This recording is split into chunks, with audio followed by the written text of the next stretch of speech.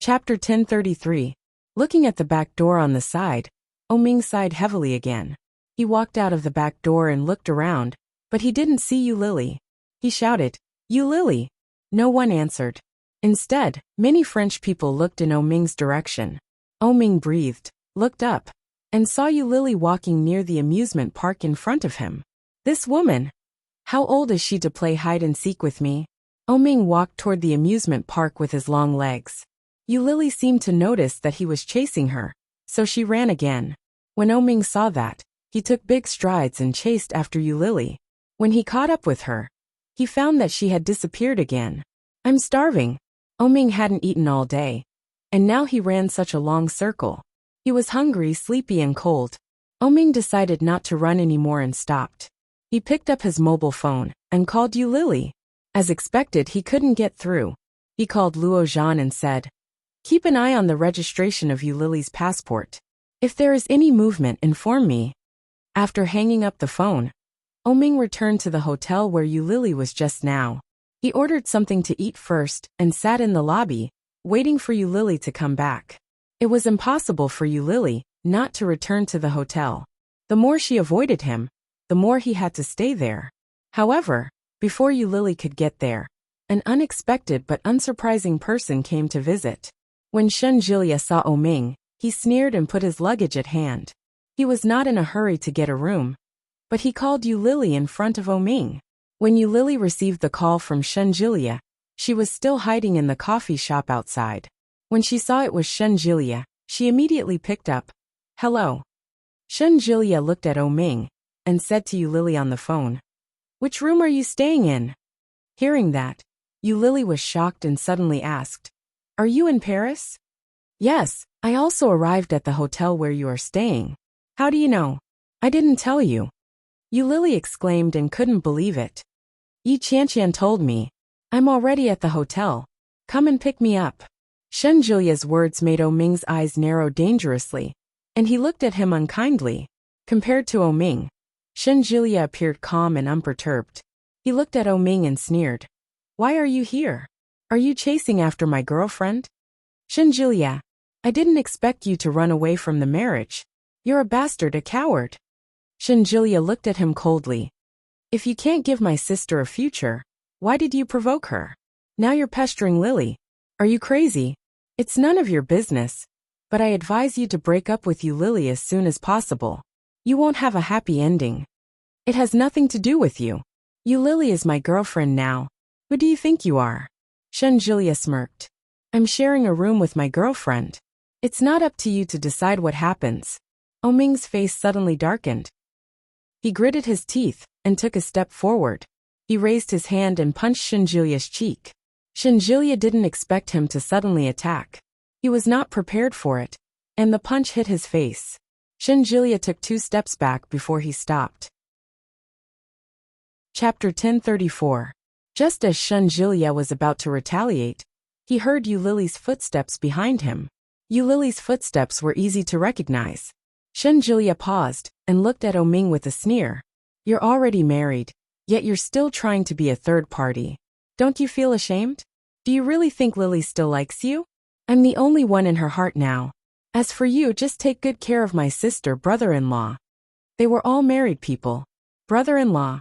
Sure enough, Oming was already married, right? She knew that if Oming wanted to break off the engagement, he would have done so long ago. Why wait until now?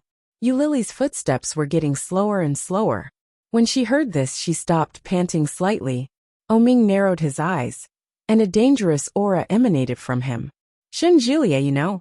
Shen Jiliya acted as if he hadn't heard Oming's words.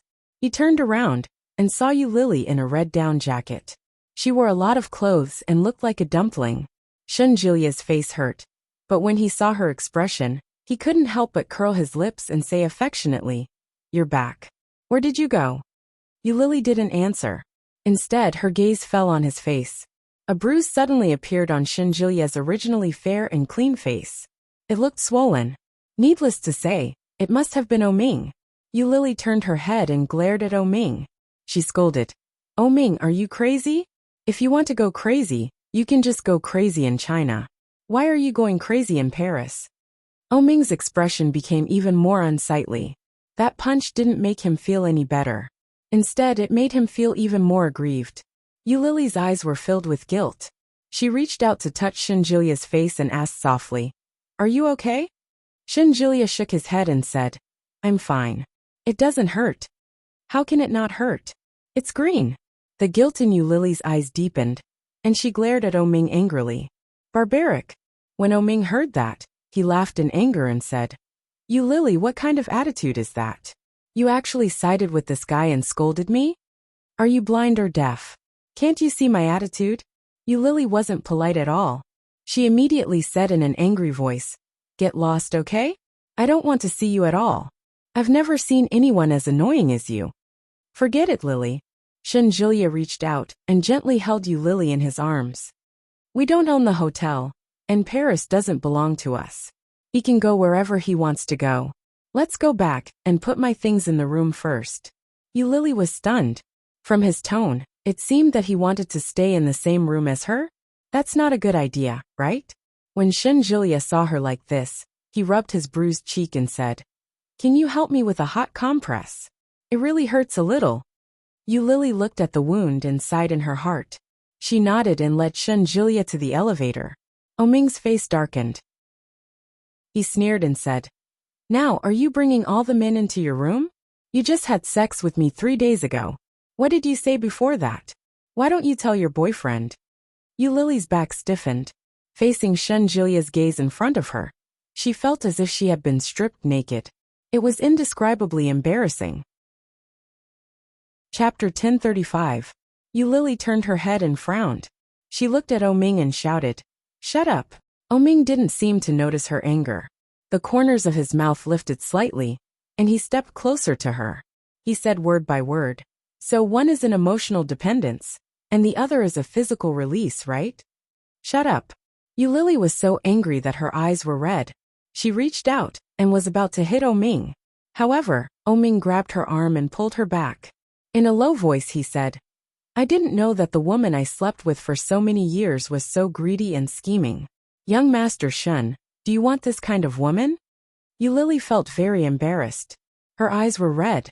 She tried to withdraw her arm, but it was held tightly. When Shinjilia heard this, he laughed out loud. There was no displeasure on his face. He held Yulily's hand and looked at Oming at the same time. "She is the woman I chose. No matter what, I can't let others take advantage of her. Brother-in-law, please let go. We have to go back to the room to sleep." Oming didn't expect Shinjilia's attitude. He laughed and said, "Really? But after she tried me, I'm afraid she won't be used to being with you. You don't have to worry about that. We will solve our own problems and she and I are very harmonious. At least, when she faces me, she will not be frigid." Because they had never done it at all. He didn't know whether Yulily would be frigid. When Oming heard that, his face darkened. In an instant, the two of them confronted each other. There seemed to be an invisible war going on between Oming and Shinjilia. They were fighting each other subconsciously, and they were equally matched. "Let go." Yulily's eyes were redder, and her voice was choked with a little unhappiness. "I know how I am. Since you want to compare, you can compare. I won't play with you." Every word that came out of their mouths seemed to be deliberately humiliating Yulily. This was especially true for Oming. Every sentence he spoke was ruthlessly slashed down, bringing with it traces of blood. Every slash was fatal. Seeing her like this, Oming's heart trembled, and he quickly let go of her. Shinjilia naturally took her hand and said, "Goodbye." With that, he held Yulily's hand in his left hand and carried his suitcase in his right as he walked toward the elevator. Yulily took out the key card, swiped the elevator, and turned to look at Oming before stepping into the elevator. Oming looked at their backs, and something in his heart suddenly fell, causing him to sit down on the sofa. They were really together. Originally, Oming was still holding on to his wishful thinking, but now that he had seen it with his own eyes and heard it with his own ears, all the wishful thinking had been crushed by reality, leaving no trace. Yulily had originally planned to live alone, so she had only booked a standard room. Seeing Shinjilia pull his suitcase in, Yulily's heart was pounding. She looked at Shinjilia and asked, "Do you really intend to stay here?" When Shinjulia heard that, he turned his head to look at her. With a bright smile he asked, "Can't I?" "No, of course not." Yulili looked at Shinjulia and frowned. She looked at him and said, "Shinjulia, you know I don't like you." Chapter 1036. Hearing this, Yulili paused for a moment. Then she bit the bullet and nodded. "It doesn't matter." Shinjulia walked toward her and quietly approached her. "I don't mind." Yulili resisted and took a step back, avoiding his eyes, and said, "You'd better get another room to sleep." I don't want to sleep with you." This should be direct enough, right? But is it too direct? Yulili didn't dare to look up at him, and waited for his answer. However, Shinjulia didn't speak for a long time. On the contrary, Yulili couldn't help but look up at him. Shinjulia's expression was calm, and he looked no different from his usual self. However, at that moment his big, round, and clear eyes seemed to have a deeper meaning. Seeing Yulili look up at him, he stepped closer and said, "You were with him 3 days ago?" Yulili looked up at him and didn't speak. "That day was the day before my sister's wedding, right?" Yulili looked away and didn't answer him directly. "Have you seen the news recently?" Shinjulia looked at her with a cold look. No. She didn't dare to look at him. She was afraid that if she saw him too happy, she wouldn't be able to control herself. Shinjulia slightly raised his eyebrows and said, "The wedding was very successful, but he came to Paris to find you during the honeymoon. If you had a little self-awareness, you would have driven him back and let him stay with Shin Manting. In this way he wouldn't pester you." Yulili bowed her head and said, "Well, I know. You go and get a room. I want to sleep." Shinjulia looked at her and chuckled. "I was just a shield, and then I was useless?" Shinjulia didn't want to leave at all. He still stood in front of Yulili, lifted her face and said, "I'm your boyfriend, and I'm sleeping in the same room with you. Why can't I?" "Shinjulia, you knew I would be like this. Why did you come to me? Then why did you sleep with him a few days ago when you knew he was married?" Yulili was rendered speechless by his question. After a long pause, he finally said, "I didn't know that he would chase after me. After I came to Paris, I planned to find a small mountain village to settle down in, and then I wouldn't go back. Who knew that Oming would find her?" She had no idea that Shinjulia would come knocking on her door. Their appearance had disrupted all her plans. Shinjulia stared at her and said word by word, "Yulili, you still can't let him go, can you?" Yulili was silent. Shinjulia knew that it wasn't something that could be easily let go of. However, he still felt uncomfortable. Shinjulia lifted her face and asked, "Why can he but I can't?" "Shinjulia, thank you for treating me so well. So you're giving me the good guy card? You're going to tell me to scram after you're done, right?" Shinjulia looked at her and suddenly sighed. "Yulili, isn't it a little unfair for you to do this?" Yulili slapped his hand away and did not speak, but her eyes were full of apology. Shinjulia stared at her for a long time and said, "Forget it. I'll move out. You have a good rest." Yulili's face had a hint of relief. Looking at Shinjulia turning around, she felt lucky. However, Shinjulia suddenly turned around, stepped forward, held Yulili's face in his hands, bowed his head and kissed her. Chapter 1037. She stared at Shinjulia in front of her in disbelief. Seeing that his eyes were also wide open, Yulili couldn't help but resist. Shinjulia was slightly surprised and raised his eyebrows. The unexpected softness on his lips, with a faint aroma of coffee, was like smooth and tender jelly. Yulili tasted better than he had imagined. But before he had time to taste it carefully, Yulili pushed him away with both hands. In front of him, Yulili was so angry that she was short of breath. Shinjulia saw this and smiled brightly. Interest. After that, he opened the door and walked out. The whole room was so quiet. Yulili saw that Shinjulia's luggage seemed to be still in the room.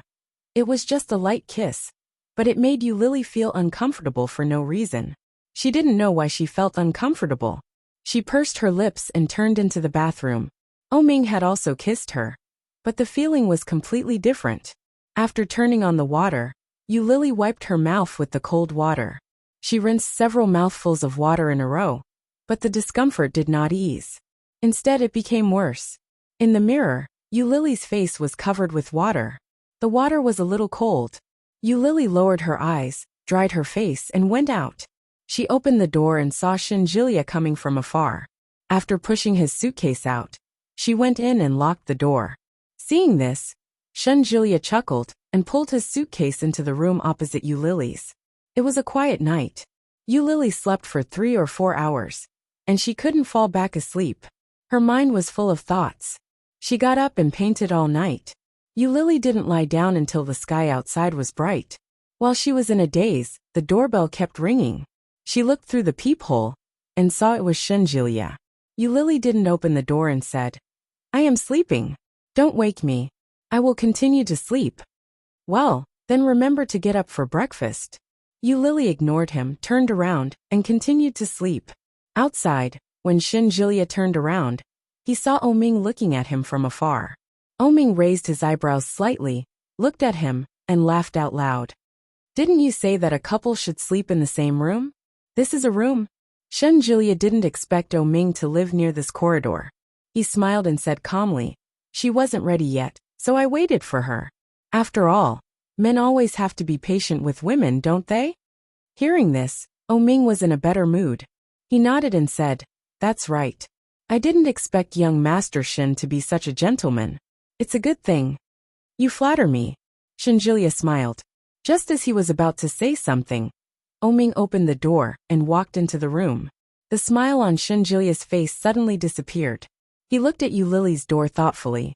When she woke up, it was already noon. Yulili's stomach was growling. She got up and was washing up when she heard the doorbell ringing. Yulili wiped the foam off her face with a towel and looked through the peephole. It was a hotel attendant. Opening the door, the waiter pushed the dining cart in. On the dining cart, there was a note with bold and forceful handwriting. "Enjoy your meal." This was Oming's handwriting. Did Oming know where she was? Opening the lid, there was a simple cheese sandwich and a bottle of milk. Chapter 1038. After the waiter pushed the dining cart in, he bowed slightly to Yulili and said in poor Chinese, "Please enjoy." "Thank you." Yulili put down the lid and looked at the breakfast. She was not in a good mood. After eating breakfast listlessly, she looked at the time and found it was almost 12 o'clock. Today was a sunny day in Paris, and it was bright outside the window. After Yulili put on her clothes, she took a small bag and went out. The tallest building in Paris, the Eiffel Tower. Yulili was careful all the way, for fear of meeting Shinjilia or Oming. Thank God, they didn't seem to notice her. After taking a taxi to the Eiffel Tower, Yulili bought a ticket and went inside. There were a lot of people, but compared with the legendary crowds, Yulili felt it was bearable. Yulili lined up and took the elevator. She looked out of the sightseeing elevator. Finally, almost all the people came in, and the elevator door was closed. There were a lot of people squeezed in, but it was not crowded. The elevator gradually rose, and Yulili looked out at the white sky that was gradually rising. Her eyes were glued to it. So beautiful. The scenery on the ground gradually moved away, which was a completely different feeling from sitting on a plane. There seemed to be someone squeezing behind her, but Yulili clearly felt it, but she didn't care. Her eyes looked out, and it was too much for her eyes to see. "Beautiful?" A low voice sounded in her ear, and Yulili's body was stiff, and the smile on her lips slightly froze. Looking sideways, she saw a thick black coat with a dark gray scarf. His skin was a little yellow compared to those white people next to him, but it was a very healthy buckwheat color. Yulili's heart skipped a beat. She looked up and was met with a pair of beautiful peach blossom eyes. "It's him." Oming lowered his eyes to look at her. Then, he looked up at the vast expanse of white outside. "It's so beautiful." Yulili looked at Oming in a daze, but she quickly retracted her gaze, looked outside and nodded her head. The elevator stopped halfway, but Yulili and Oming didn't get off. Yulili clearly noticed that Oming's hand was slightly close to her waist. Yulili was stiff, turned around, and looked at Oming. Oming looked at her and smiled. "You lied to me." Yulili didn't understand. She swallowed the words that were on the tip of her tongue and looked at Oming with surprise. "You and Shinjilia are not a couple, are you?" They did not sleep together. There was nothing between the two of them, right? If Yulili accepted him, no matter what, Shenjilia would never sleep across from her. If Yulili accepted him, even if she didn't want to let Shenjilia touch her, she would let him have sex with her. Thinking of this, Oming's eyes were burning. He looked at Yulili, took a step closer, put his hands on the bulletproof glass behind her, and whispered, "Stop it. Come back with me, okay?" Yulili looked at him. She leaned her back against the railing and looked at him with her eyes wide open. "I know you're angry with me. It's my fault. I've gone too far. I'm not good. I have a cheap mouth. You can hit me or scold me. Come back with me. I'll take you to see my parents.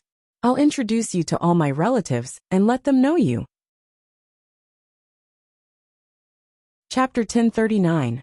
Hearing that, Oming had a helpless look on his face. At the same time, the elevator had reached the top floor. The people in the elevator went out. Oming straightened up and pulled her out. He gritted his teeth and said, "Yulili, you are trying to piss me off." When Yulili heard his obviously unhappy voice, she was a little angry, but before she could speak, she was pulled outside. As soon as she came out, the biting cold wind made Yulili shiver. Yulili hugged her arms and had the illusion that she was going to be frozen into a popsicle. Seeing this, Oming sighed helplessly, unbuttoned his coat, pulled her into his arms, and held her in his coat. Sure enough, hugging is so much warmer. Yulili reached out and touched his body. It felt like a cashmere sweater, but she couldn't feel how many pieces he was wearing. It was very warm, but also very thin. Oming felt the cold wind pouring in and subconsciously hugged her tighter. Many people looked at them, and there was envy in the eyes of the girls. Oming whispered in her ear, gritted his teeth and said, "Yulili, do you really think that I married Shin Manting? Such a big thing, haven't you seen the news?" His tone was a little bad, but it also revealed that he was full of sadness. He looked as if he had been angered to the point of anger. Yulili looked up at him and remembered that Shenjilia had asked her the same question yesterday. "Have you seen the news?" Seeing Yulili's confused face, Oming wanted to bite her to death. He said fiercely, "In order to find you, I have run away from the marriage. What else do you want?" Yulili's ears seemed to hear the wind. Oming's words, together with the cold wind, made her a little stiff. "What? Did I hear it wrong? Because of me? Run away from the marriage?" Yulili felt a little strange and unbelievable, but she quickly denied it and said, "Impossible. If you want to break off the marriage, why wait until the wedding to run away? Isn't that looking for trouble? Oming is not such a person. You really don't watch the news?" Oming was defeated by her. He picked up the phone and searched. Oming runs away from the marriage. Sure enough, there was a lot of news as soon as it came out. Breaking news. The young master of the O clan is dissatisfied with the marriage of the Shin clan's daughter and runs away. Scumbag or true love. A second-generation rich man abandons a rich girl for a mistress. Another good man has fallen. A blessed newlywed escapes from their wedding. Yulili read them one by one. She clicked her tongue and found it hard to believe. "Really? Are you blind?" Oming fiercely pinched her face. His face was full of helplessness, but when he saw her expression, he was full of surprise. However, he still deliberately said with a sullen face, "Such a big thing, the domestic network is going crazy, and you still don't know." Yulili's neck shrank back at the sound of such a low growl. These few days, in order to avoid the news, she did not even connect to the internet. She basically relied on text messages and the ITU to communicate. Hearing such big news, Yulili still found it hard to digest. Looking up at Oming, she asked again, "Really?" Chapter 1040.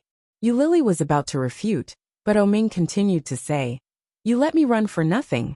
But why did you hook up a gigolo to be cannon fodder? Yesterday, I almost believed it. If I hadn't seen Shinjilia knocking on your door from the opposite room. I don't know what he will do. However, life is really full of excitement and surprises. Fortunately, he didn't leave yesterday. Otherwise, he wouldn't have encountered such a thing." Yulili felt more and more guilty. She couldn't help but look up and refute. "Didn't you always believe that he is my boyfriend? Why do you suddenly not believe it?" "I never believed it. Do you really think I am stupid? Even if you want to find another man, you should find someone like me. A gigolo is not your cup of tea. As he spoke, he took out a small black box from his coat pocket and stuffed it into Eulily's palm. He ordered, "Open it." Eulily's heart suddenly sped up. Looking at the small box, she blinked her eyes. Is this a ring? But who gives a ring like this? It's so fierce. How is it a proposal? Eulily raised her eyes and looked at Oming with dissatisfaction. Oming looked away at the moment, as if he didn't care whether she opened it or not. Eulily put the box in her pocket, but before she put it in, she was pulled up by Oming and said, "Open it." Oming's unhappy warning inexplicably made Eulily feel better. Reluctantly, she picked up the small box. The design of the box was very clever and exquisite. After looking for a long time, Eulily found a small notch. She pressed it, and a heart-shaped red box was pushed out. There was a button in the middle of the red box. Eulily pressed it, but suddenly, there was a loud noise in her palm. Eulily was shocked. She reflexively yelled and threw the box in her hand. However, the box in her hand seemed to grow in the palm of her hand, and she couldn't get rid of it. Eulily felt a chill on the ring finger of her left hand. She raised her hand and saw a beautifully designed diamond ring on her hand. The ring on her hand was designed with rattan, and the main ring was a beautiful and brilliant pink diamond. There was a circle of small diamonds around it, which looked very attractive. The entire surface of the ring was designed in the shape of a cartoon cat. It was cute and playful, yet gorgeous and exquisite. So beautiful, so familiar. This was the design she had seen in Oming's study that year. Eulily looked at the ring and was slightly stunned. This ring was actually on her finger? Oming held her hand gently. His pair of shimmering eyes seemed to be sparkling, rippling with bright light. Oming lowered his voice and said word by word, "Marry me. In the future, you will be my Mrs. O, my wife, the real one. No matter what, I'm still his girlfriend, the genuine kind." When Eulily heard that, she chuckled. This fellow actually imitated her words. What are you laughing at? Oming was a little annoyed, and his cheeks involuntarily reddened. Looking at her appearance, he was so angry that his teeth itched. Are you laughing at me? Eulily smiled, looked away, and shook her head. No. Chapter 1041. Eulily's smile widened unconsciously. She turned her head slightly, put her hands around his waist and asked, "Are you cold?" Changing the subject? Oming was a little unhappy. He pressed her down and said, "I'm cold. It's windy up there. Let's go down. Don't you want to play a little longer?" They had just come up. "If it's too cold, we won't be able to play anymore." Eulily smiled and pulled him. "Put on your clothes. Will you marry me or not?" Oming didn't give up at all. He looked into her eyes and said, "You've already accepted the ring. If you don't marry me, I'll jump down from here with you in my arms." Eulily laughed and felt like a fool. She looked up and stood on her tiptoes to kiss his lips. She said, marry me. Let's go back." Oming was surprised when he heard that. The slight nervousness in his heart instantly turned into joy. Looking at Eulily in front of him, Oming was overjoyed. He hugged her tightly in his arms and shouted, "Eulily, this is definitely the wisest thing you have ever done in your life." "Shameless? Well, I'm shameless. I want a wife." Oming was ecstatic and kissed her hard on the face twice. Such an action caused a huge stir in the eyes of the people around. Many people looked over. Some were envious, and some were incredulous. Eulily blushed and pulled him. "Let's go. There are so many people watching." Unexpectedly, Oming not only didn't avoid her, but looked up and shouted in French, "I'm so happy. My girlfriend has agreed to marry me." Hearing that, the people who came to play around all exclaimed. Someone took the lead, and suddenly there was a thunderous applause from the top of the pagoda. Thank you. Oming smiled with Eulily in his arms. "Let's go, wife." Wife. The two completely unfamiliar words made Eulily's heart beat fiercely. She looked up and saw Oming's serious and deep eyes. They were as bright as the stars last night, beautiful and magnificent. Eulily's face was burning. She couldn't help but stand on her tiptoes and kiss him. However, Oming was even more direct.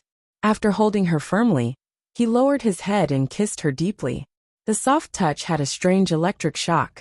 Oming pried open her lips and teeth in a domineering manner, and gradually went deeper. He stroked her cheek with one finger, and inserted the other 4 fingers into her hair. Eulalie felt as if her breath was being taken away. In the unusually cold air around her, her lips, face, and heart were burning hot. So warm, so warm. The surrounding crowd was in an uproar, exclaiming, clapping, and whistling sounds came one after another. Eulalie's face burned even hotter, but she didn't avoid him. Instead, she gently responded. She wrapped her arms around his waist and didn't let go. In the face of such a response, Oming felt his heart itch and palpitate incessantly. He loosened his grip on her gently and pulled her towards the elevator. The wind was strong above, but it was much warmer below. When the taxi reached the entrance of the hotel, Eulalie's phone rang. It was Shenjulia. Oming glanced at her, then pulled her up the steps of the hotel and into the lobby. He asked, "Why didn't you answer it?" Eulalie hesitated for a moment before answering the phone. Chapter 1042.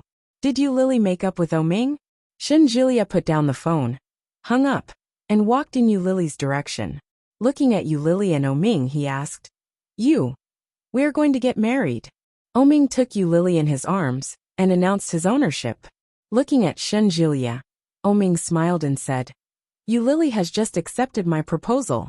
You have no chance, fake boyfriend." When Shenjulia heard this, his face suddenly changed. He looked at Eulalie and found that she did not speak or refute. He suddenly felt a little funny and asked, "Really?"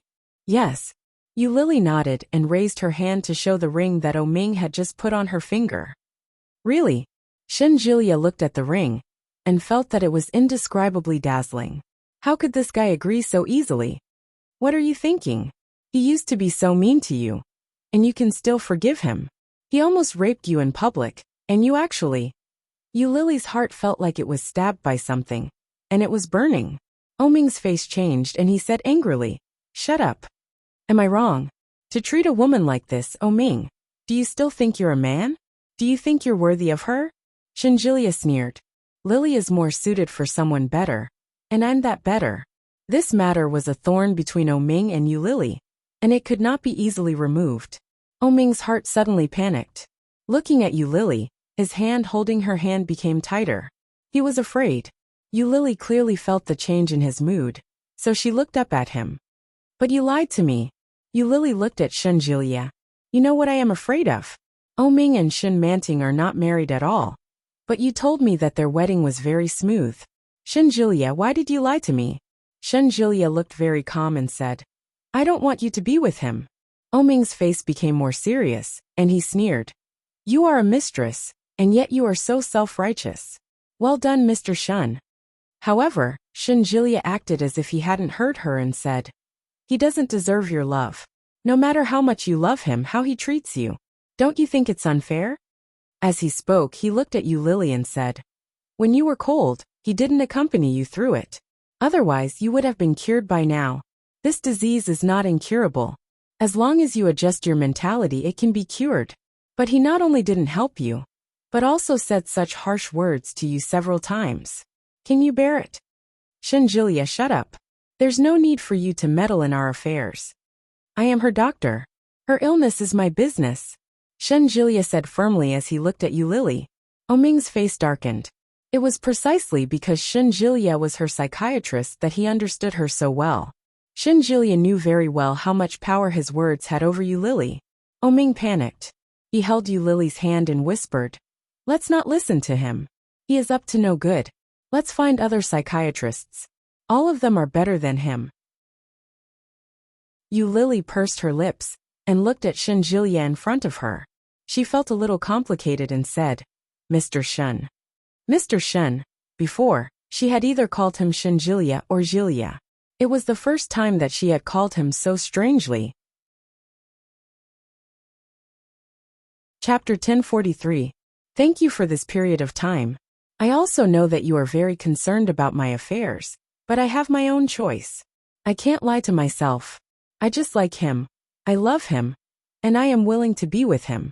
I'm sorry during this time Lily felt a little guilty.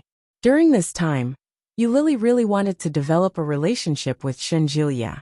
Yi Qianqian was right. If she wanted to end a relationship, she had to start a new one. However, she couldn't forget. Seeing her expression, Shenjilia shook his head helplessly and said, "Forget it. Since you have made up your mind, I won't meddle in your business anymore. But Lily, you deserve better. This man is a scumbag." With Lily's words, Oming's mood calmed down a lot. He looked at Shenjilia and chuckled. "Young Master Shen, I'm a scumbag. What about someone who doesn't know how to snatch someone's love and keeps asking my girlfriend to leave me?" Shenjilia smiled. "I just feel it's unfair for Lily. I think you feel it's unfair for Shen Manting, right? You know what kind of feelings I have for you, Lily. So in order to avenge your sister, you encourage my woman to leave me, right?" Oming looked at Shenjilia and said, "If you have time to deal with me, it's better to guard against your good brother." "Big brother? Shen Luoan?" Shenjilia felt a little strange when he heard Oming's words. Lily was also shocked and looked at Oming. Does he also know something? The relationship between Shen Luoan and Shen Manting is unclear. If Shen Manting didn't get married, Shen Luoan wouldn't let her go, right? Shenjilia looked at Oming, trying to find something fishy on his face. But Oming snorted and said, "Do you know why I ran away from my marriage? I think you already know the secret between my family and your family." Yes, the Shen family were all doctors, and Shen Luoan's main focus was on chemical medicine. When he heard that Oming's mother had a strange disease, Shen Luoan became interested. Who knew that he would actually develop a drug that could control the disease by accident? However, it was only control. Logically speaking, for his mother's sake, even if Oming was unwilling to marry Shen Manting, he would still have some scruples. However, on the day of their wedding, he embarrassed Shen Manting so much. Such a matter was unprecedented in the entire Shen family. The old lady was angry several times because of this, but there was nothing she could do. Upon hearing Oming's words, Shenjilia's doubts, which had been burning in his heart, suddenly grew stronger. "I made a deal with your eldest brother." Oming looked at Shenjilia's suspicious expression and smiled. "As for what the deal was, it's not convenient for me to reveal it. You can ask Shen Luoan." However, there was no doubt about it. The reason why Oming ran away on the day of his wedding was also because of this deal. Shenjilia couldn't figure it out. Why would Big Brother do that? In this way, although Shen Manting would suffer the most, there was no doubt that as her maiden family, the entire Shen family would be disgraced. Shen Luo had always been a person who valued his family's reputation. How could he have reached such an agreement with Oming? Strange. Chapter 1044. Oming was calm and said, "If there is nothing else, we will go. Young Master Shen, please take care of yourself." Then he held Lily in his arms and walked toward the elevator. Shenjilia, on the other hand, stood rooted to the ground deep in thought. The third day of the runaway marriage. Shen Manting still locked herself in the room and didn't see the light of day. She didn't want to go out at all. She ate and drank in the room. It was not only because she was in a bad mood, but also because she didn't dare to go out. She was afraid to see Shen Luoan. At the same time, she wanted to show off to the O family. Now the media outside were all reporting on Shen Manting's situation, and they were also constantly monitoring Shen Manting. As long as she gave the outside world the illusion that she had been sad, then the O family was likely to change their mind. After all, Oming didn't have the final say in the O family. As long as she worked hard, maybe she could really marry Oming. No matter what, she couldn't be involved with Shen Luoan. She couldn't. Shen Manting stood in front of the bathroom and looked at herself in the mirror. There were water drops on her face, no makeup, messy hair and pajamas. Her face was pale. Sister Zhang was a little worried about Shen Manting's situation. She knocked on the door several times, but no one answered. While panicking, she didn't dare to act rashly. She listened carefully to the movement inside. Just when Sister Zhang was considering whether to find the key to open the door was directly opened from the inside. Shen Manting didn't look very good. Sister Zhang was a little worried and said, "Miss, do you want to go out for a walk? You haven't gone out for several days." You will be suffocated. Shin Manting always liked to move, and didn't like to be quiet. If it were in the past, it would be impossible for her to stay quietly like this for a few days. These past few days, he had been acting strangely. It seemed that Ming's runaway marriage had brought a huge blow to her. Thinking of this, Sister Zhang felt pity in her eyes, and her heart didn't feel very good. Shin Manting saw her emotions and said, "I'm fine, Sister Zhang. You go ahead. I'll sleep for a while. If I need you, I'll call you again." Sister Zhang nodded and said, "Okay, then remember to rest well. Don't let your imagination run wild, okay?" "Well, thank you, Sister Zhang." Shin Manting smiled and closed the door. Sister Zhang was a little worried, but she really had other things to do. She looked at the door and quickly left. Shin Manting locked the door, then lay down and fell into a deep sleep. In her dream, Shin Manting walked to a river. Ming was enjoying the shade under a big tree by the river. When he saw her, he smiled at her and reached out his hand. Shin Manting paused for a moment. After some hesitation, she walked toward him. But soon, she heard laughter coming from behind her. She looked back, and saw that it was the mistress that Ming had kept for many years. Shin Manting watched as Lily walked towards Ming, and then the two of them hugged each other happily. Shin Manting stood rooted to the ground and stared at them in a daze. After a while, a tall figure descended from the sky. Shen Luo'an's gentle face had an indecipherable smile on it. He pounced on her and pressed her into the river. Shen Luo'an's face was as gentle as jade. Chapter 1045. This feeling was very clear. There seemed to be an indescribable lingering touch between her lips and teeth, penetrating her nerves layer by layer. Shin Manting opened her eyes with difficulty. At first glance, she saw the extremely familiar face, which was also the most terrible nightmare. Shen Luo'an. When Shin Manting saw the face in front of her, she was shocked. She struggled with her hands, but was firmly held down by him. Shen Luo, and looked at Shin Manting in front of him with his gentle eyes. With a smile on his face, he squinted his eyes and said softly, "What? Didn't you just call me very happily?" Shin Manting felt like she was struck by lightning. She called him? Impossible. I didn't. Shen Luo'an looked at Shin Manting in front of him, and raised his eyebrows with great interest. He whispered, "It's a pity that I didn't record it. Otherwise, I would let you see how much you love me. You even call my name in your dreams." "Impossible. You're dreaming." Shin Manting denied with a look of certainty. "Unless I'm crazy, I wouldn't call your name." Shen Luo'an's eyes dimmed. He slightly approached her and said dangerously, "Are you sure? Are you crazy? You did call me that just now." In fact, she was calling Ming just now. Shen Luo, and was very sure that Shin Manting didn't love Ming. Otherwise, she wouldn't have been so calm these days and wouldn't have stayed at home. But now that he heard Shin Manting calling Ming's name in her sleep, Shen Luo'an's original certainty suddenly began to waver. When Shin Manting heard this, she struggled hard and pushed him away. But Shen Luo'an's body was still on top of her, and never left her body. "Damn it," Shin Manting gritted her teeth and sneered. "Really? Maybe I'm really crazy. Even if I love Ming, I can't fall in love with a big pervert like you." When Shen Luo'an heard this, his eyes suddenly narrowed, and there seemed to be a penetrating cold light in his eyes. When Shen Manting met Shen Luo'an's gaze, she was a little scared, but she quickly shrank her neck. Looking at Shen Luo'an, she summoned up her courage and provoked, "Why? Don't you let me tell the truth?" "Shin Manting," Shen Luo'an said through gritted teeth. It was as if the words were squeezed out from between his teeth. Just when she thought he was going to scold her, he smirked coldly. He lowered his head and attacked her snow-white chest. A corner of her delicate and fair skin was gently sucked out. Her whole body trembled violently. Then, as if it was a conditioned reflex, she struggled and shouted, "Shun! Ugh!" Shen Luo'an covered her mouth and warned her cruelly, "You want to scream? Then how are you going to explain that I raped you?" Shin Manting's breathing quickened, and she struggled unwillingly. Shen Luo'an smiled warmly, as if he was still the harmless, gentle, and elegant young man. But it was this man who looked so pretentious as her elder brother, who did such a thing to her. "Don't be impulsive.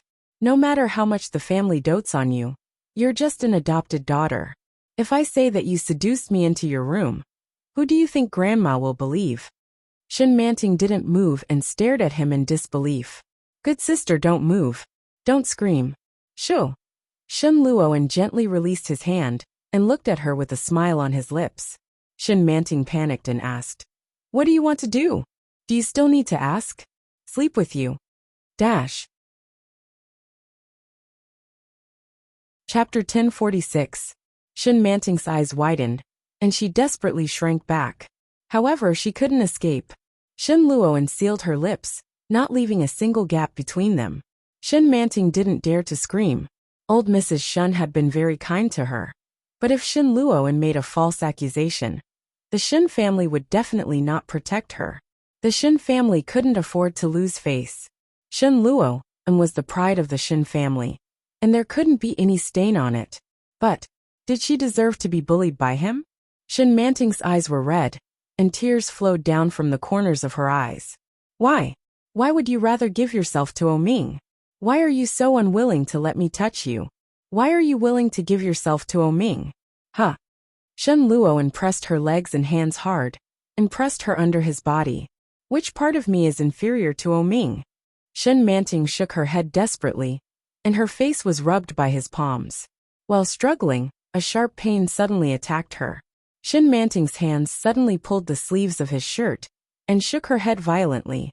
However, Shen Luoan didn't have the slightest mercy, and he attacked her forcefully. Shen Manting's tears flowed more and more, and she bit his palm with great strength. Shen Luoan frowned, but he didn't withdraw his hand. His breathing was slightly rapid, and he sighed and lifted her up. Shen Manting felt like a rag doll, which was casually played with, and then thrown on the bed to fend for itself. After Shen Luoan tidied her up, he began to tidy himself up. Shen Luoan looked at Shen Manting, who was lying on the bed with a blank look on her face. He squeezed the last button on his shirt, and glanced at her from the corner of his eye. He smiled warmly and said, "You really didn't let me down, my good sister." He was satisfied with her chastity, satisfied with her jerkiness. "As long as you say it, I can marry you at any time." Shen Luoan looked down at her from above. His gaze was gentle, and his white shirt made him look even more like a handsome older brother next door. Unfortunately, he was her older brother. Shen Manting silently shed tears and closed her eyes. Shen Luoan couldn't maintain the smile on his face. He turned around, opened the door and walked out. Yi Yi was about to deliver the meal to Shen Manting. When she saw him coming out of Shen Manting's room, she was slightly surprised and shouted, "Brother Luoan, did you go to see Manting?" Shen Luoan took her hand and glanced at the tray in her hand. He quickly took it and said, "Well, I'll send it over. I've just persuaded her." Yeah. After Yi Yu handed the tray to him, she felt a little strange. Shen Luoan cared too much about his sister, who wasn't even his biological sister. Was it an illusion? Yi Yu frowned and followed them. She said, "I haven't seen my aunt for a few days. I'll go too." "There's no need for that. You go ahead with your work. We'll have dinner together later," Shen Luoan said nonchalantly. When Yi Yu heard that, her eyes lit up. This was the first time Shen Luoan had suggested having dinner with her. Nodding repeatedly, Yi Yu was a little surprised and said, "Then I'll go help in the kitchen." "Okay, be careful." Yi Yu's heart was bursting with joy. She nodded her head and, like a happy bird, turned around and walked away gracefully. Shen Luoan opened the door again, but found that it couldn't be opened. "Is it locked from the inside?" Shen Luoan curled his lips and murmured, "Naive." He took the key from his pocket and opened the door, but found that Shen Manting was no longer in bed. Chapter 1047. Shen Luoan had an ominous feeling in his heart. After putting down the food, he knocked on the door of the bathroom. He wanted to open it, but it was locked from the inside. He tried to twist it, but it wouldn't budge. "Manting." Shen Luoan knocked on the door and shouted, "Are you inside? Open the door." However, it was still quiet. Suddenly, the sound of something falling to the ground came from inside. It was like a thunderclap that hit Shen Luoan's heart. Shen Luoan was shocked and knocked on the door, but there was no response. Someone outside heard the noise and quickly rushed over. But no matter how much he knocked on the door and shouted, the person inside didn't come out to open the door. Shen Luoyan's face darkened. He had a bad feeling in his heart. He growled, "Get out of the way." As he spoke, he lifted the solid wood stool in the room and smashed it against the lock of the bathroom door. It didn't budge, so Shen Luo and smashed it a few more times before the lock showed signs of loosening. He slammed the door open and saw Shen Manting leaning against the glass door of the shower. There was a bottle of shower gel and shampoo in front of her, and there was foam hanging from the corner of her mouth. The liquid in the 2 bottles had been emptied. Seeing this scene, Shen Luoyan's head suddenly shook, and a large blank suddenly attacked him, destroying all his consciousness and reason without a trace. "Oh my God!" There was a cry of alarm, and the people behind him suddenly ran to where Shen Manting was. When they saw her like this, they were shocked and shouted, "Oh my God, an ambulance! Call an ambulance!" For a moment, the scene was chaotic. Shen Luoyan was stunned on the spot. He saw and heard people running around, but he didn't know what to do at all. In other words, Shen Luoyan was already dumbfounded. She committed suicide? I just did that to her, so is she going to commit suicide? Impossible. The Shen Manting that Shen Luoyan knew wasn't such a person. He was at a loss as to what to do. He took Shen Manting's body from Sister Zhang's hands and stood up with her in his arms. His heart was filled with panic and emptiness. He shouted, "Get out of my way!" Paris, France. In the oversized presidential suite, a man and a woman were entangled passionately. The sound of their rapid breathing was particularly eye-catching in the quiet room. Very soon, however, his cell phone rang. In this originally spacious space, the ringtone was even more reverberating. Oming raised his head and glanced at his mother in the midst of his busy schedule. Oming gently released Yulili and said, "It's my mom. I need to take a call." Yulili was lying on the bed. Her clothes were messy. Her bra had been untied and hung loosely. On the other hand, Oming was only left with a shirt and trousers. His thick winter clothes had been taken off. After Oming calmed his breathing, he picked up the phone and said, "Mom."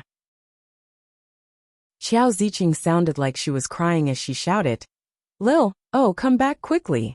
It's all your fault, you little rascal." Xiao Ziqing rarely cried, and it was extremely rare to see her sobbing like she did today.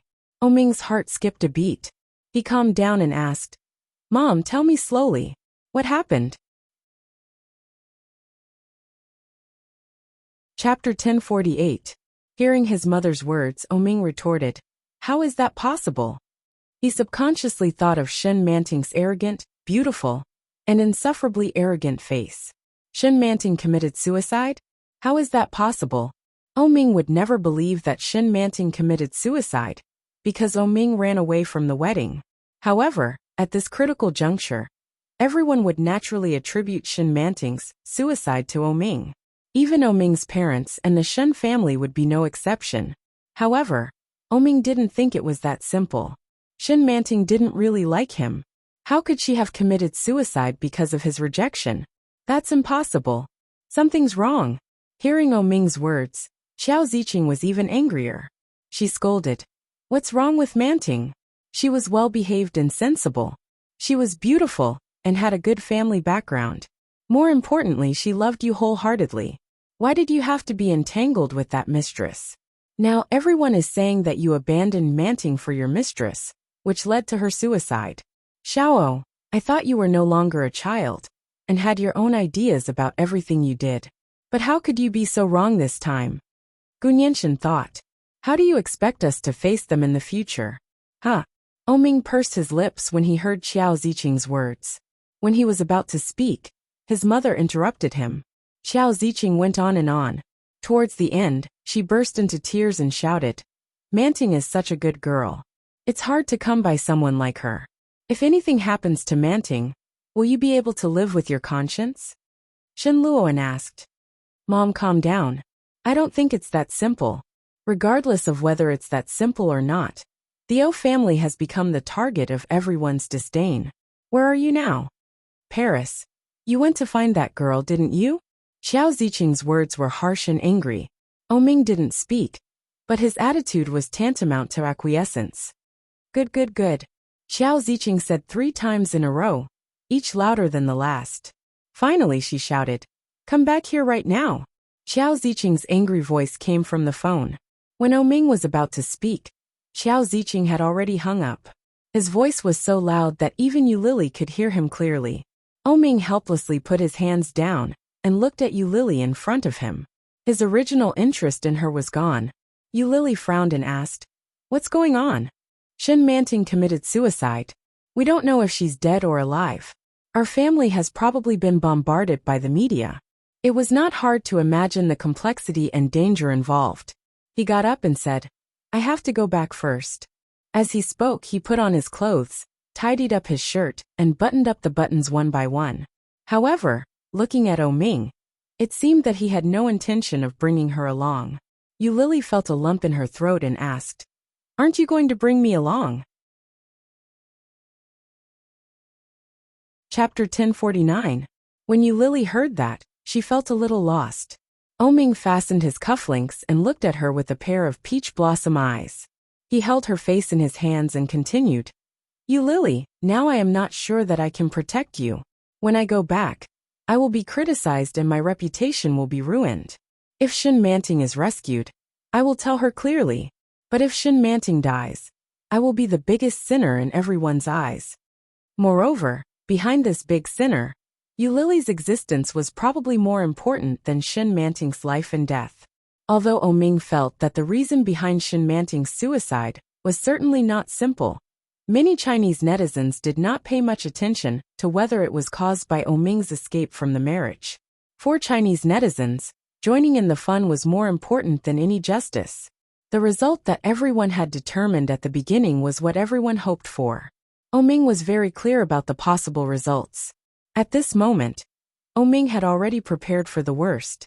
He absolutely could not let Yulili return to China.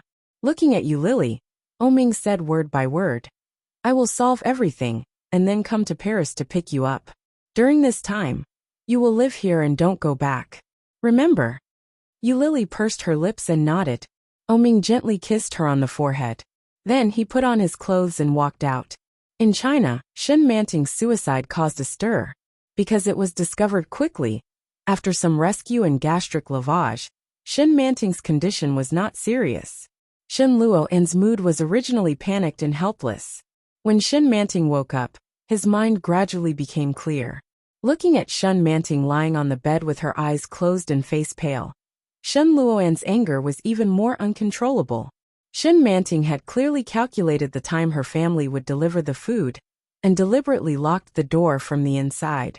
After that, she put on such a show. Her goal was to expose her actions and stop her.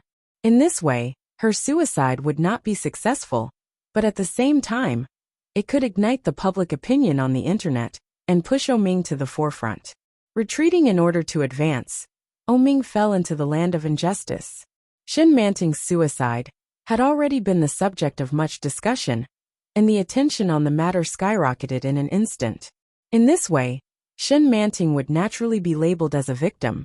At the same time, she would be in a vulnerable position.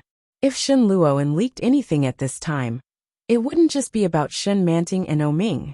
Shin Manting's move killed 3 birds with 1 stone. She pushed herself to the surface, warned Shin Luo'an, and took revenge on Oming. No one would dare to touch her easily. So, Shin Manting is so smart? Shin Luo'an looked at Shin Manting and sneered. After staring at her for a long time, he finally turned around and walked out. Yi Yu arrived at that moment. She saw Shin Luo'an and asked, "How is Auntie?" However, Shin Luo'an didn't spare her a glance and quickly walked away. When Oming returned to Kingstown, he was surrounded by a large group of media. "Mr. O, you came back from Miss Yu's place, right? What do you think of Miss Shun's suicide? I heard that you've been with Miss Yu for many years. You've been two-timing all along. Is that true?" All kinds of media platforms were talking at the same time, but Oming never said a word.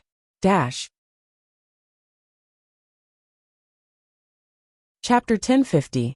Under the protection of the bodyguards, Oming quickly left the airport. From beginning to end, he didn't say a word. After getting in the car, Oming left. The news of Oming's return to China exploded on the internet again. Netizens immediately flooded Weibo, and all kinds of news were on the hot search list.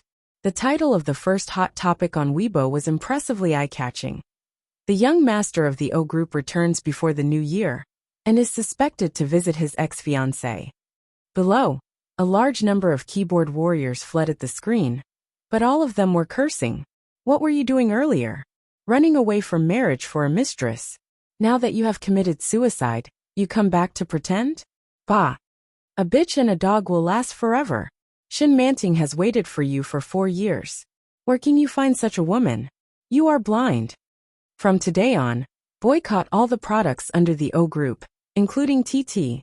Not only on the internet, but even around the O family. Xiao Ziqing's friends and neighbors gave the O family a strange look. On the way back, Oming saw a lot of news. His heart sank, but he also felt a little lucky. Fortunately, he didn't let Yu Manting come back to China. Otherwise things would definitely become more complicated. Oming went to the hospital to see Shin Manting immediately. Outside the hospital, there were reporters squatting at the door of the hospital, waiting for Oming to appear. As soon as they saw his car arrive, the group of reporters rushed forward, scrambling to stretch out their microphones, and asked sharp and sensitive questions. Mr. Oming, are you here to repent? Mr. Oming, why did you run away from marriage? I heard that you did this because of a mistress you have kept for many years. Mr. Oming, I heard that Miss Shen is still in a coma in the hospital, and her life is uncertain. Do you feel guilty in your heart? Mr. Oming, what are you going to do next? Do you want to break off the engagement with Miss Shen this time? The bodyguards cleared the way.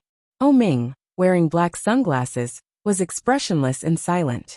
After entering the hospital, Oming was taken by the bodyguards to the direction of the VIP ward, where Shin Manting was. On the way there, he met someone who was reasonable, yet unexpected. Shin Luo and was wearing a long, cream-colored windbreaker, black trousers, and a white shirt. He looked a little thin in such a cold winter. On that gentle and handsome face, there was obvious exhaustion. Green stubble had appeared. When he saw Oming, he was slightly surprised. The two men stood in the corridor. They stopped and looked at each other. Oming took off his sunglasses and looked at Shin Luo in front of him. There was a dangerous look in his eyes as he said, "Let's talk." It was not a question, but an order. How could Shin Luo and not hear the displeasure in Oming's tone? He smiled and nodded. "Let's go." The two of them went up to the rooftop of the hospital. There was no wind today, and the sun was shining brightly, but the cold air was still raging. Oming looked at Shin Luoan, who was wearing thin clothes in front of him, and said, "Shin Manting wouldn't commit suicide because I ran away from the wedding. What did you say to her?" Shin Luoan smiled and raised his eyebrows. "You're wrong. She committed suicide because she couldn't withstand the public opinion and psychological pressure. Do you think you know her so well?" Chapter 1051. In order to escape from him. What Shin Manting did was crueler than he could imagine. Shin Luoan's gentle eyes became gloomy. He looked at Oming with his lips slightly raised and said, "Do you come back now to marry her?" Oming smiled. "Will you agree?" The smile on Shin Luoan's face gradually disappeared. He looked at him and slightly raised his eyebrows. "Try." "I can't afford to try." Oming took out a cigarette from his pocket, took out one, and slowly lit it. He slowly said, "I already have one. I'll leave this one for you." As he spoke, he slowly exhaled a pale white smoke. "My woman is still waiting for me to go back and marry her." Shin Luoan joked. "I didn't expect you to be so loyal. It's easy to say, but it's not the same as you. You like one and marry the other." "Oh." Oming looked at him coldly. "I'm still curious. What did you do to Shin Manting? Don't say stupid things like running away from marriage. I don't believe it." When Shin Luoan was about to speak, his cell phone suddenly rang. He glanced at the caller ID, but his expression did not change. He continued, "No matter what the reason is, no one will suspect me. You'd better take care of yourself." After answering the phone, Shin Luoan turned to look at Oming with a deep meaning. After hanging up the phone, Shin Luoan looked at Oming and said, Shin Manting woke up, and your mother is also there. As he spoke, he turned around and walked down the stairs. Oming looked at his back, and his eyes darkened. Seeing Shin Luo'an's reaction, even if Oming was stupid and naive, he knew that it must have something to do with this guy. But what did Shin Luo'an do? Oming's matter was very sensational. Since she came to Paris, it was the first time she turned on the internet, which she hadn't used for a long time. She randomly searched, and all kinds of news about Oming popped up. Looking at the striking headlines, Yulili clicked on them, and found that many things were related to her. Deep dig. The mistress of O's young master is the editor of his comics. Oming's mistress revealed. The woman who defeated Shen's daughter is actually an orphan. Counting the women who have nothing but easily capture the favor of the rich second generation. Did the people in the country care so much about her now? If she went back, she would probably be drowned by the saliva of a single person. The reputation of being a mistress, and a mistress was really hateful in the hearts of the keyboard warriors in China. Yulili knew that it was safest for her to stay in China, but she couldn't help but feel disappointed. When would she be able to stand beside Oming openly? Suddenly, a message popped up on Weibo, and the text shocked Yulili. Oming's mistress's Weibo exposure. Yuli, miss you. What is it like to force the legal wife to commit suicide? Topic. Shun's daughter suicide. There was a picture below, which was one of the few selfies that Oming had taken with Yulili. Yulili smiled like a flower, and Oming, who was wearing a burgundy suit, stood behind her, looking at her with a pair of beautiful peach blossom eyes. They were so close that the tip of Oming's nose almost touched her hair. This was a photo from 5 years ago. At that time, Yulili had a young and childish face.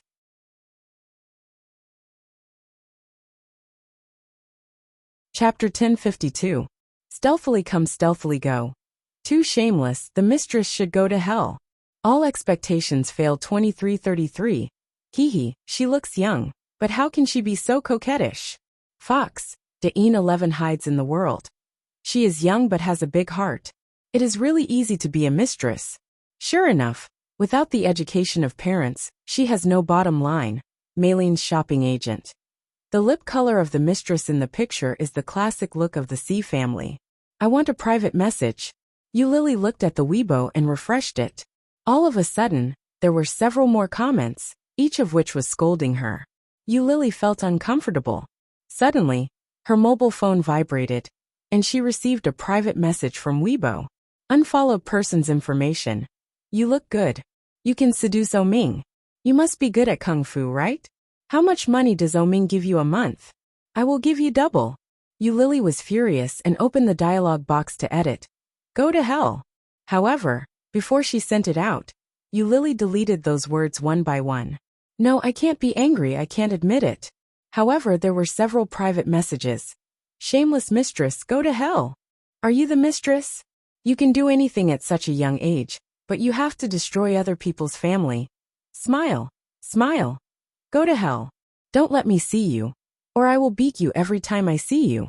Picture. The picture sent was a selfie of Yulili. Her face was painted with delicate makeup, and she looked high-spirited, petite and beautiful. This Yulili was the Yulili from 5 years ago. Yulili browsed and found that there were a lot of replies to her Weibo, but all of them were scolding her. She was angry, but she couldn't show up.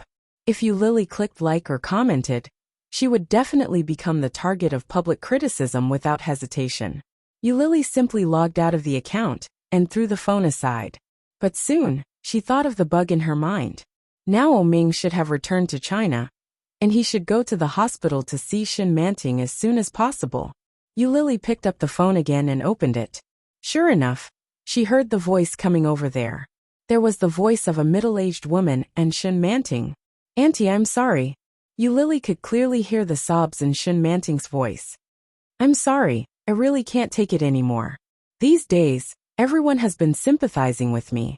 Just before Oming ran away from the wedding, I thought I could be a good daughter-in-law to you, to be filial to you, to respect you, and to live with Oming.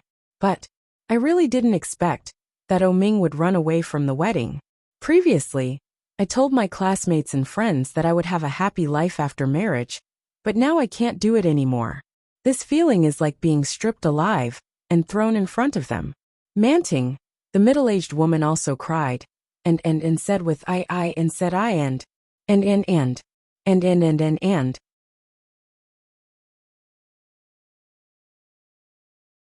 Chapter 1053. The conversation continued, and Yulili guessed that this middle-aged woman was undoubtedly Oming's mother. She seemed to really like Shen Manting. Listening to her tone, it was as if she was feeling sorry for her own daughter. Shen Manting and Oming's mother already had such a deep relationship. That's right, it's been 4 years. How many 4 years can there be in a life? In these 4 years, Shen Manting had been with Oming's mother as her future daughter-in-law. Yulili couldn't compare with her at all. However, before Oming's mother could make the call, she stopped. Then she heard Oming shout, "Xiao!" It was Oming. "And Shen Luoan. You're awake. Are you hungry? What do you want to eat?" Shen Luoan asked several questions, but Shen Manting didn't say anything.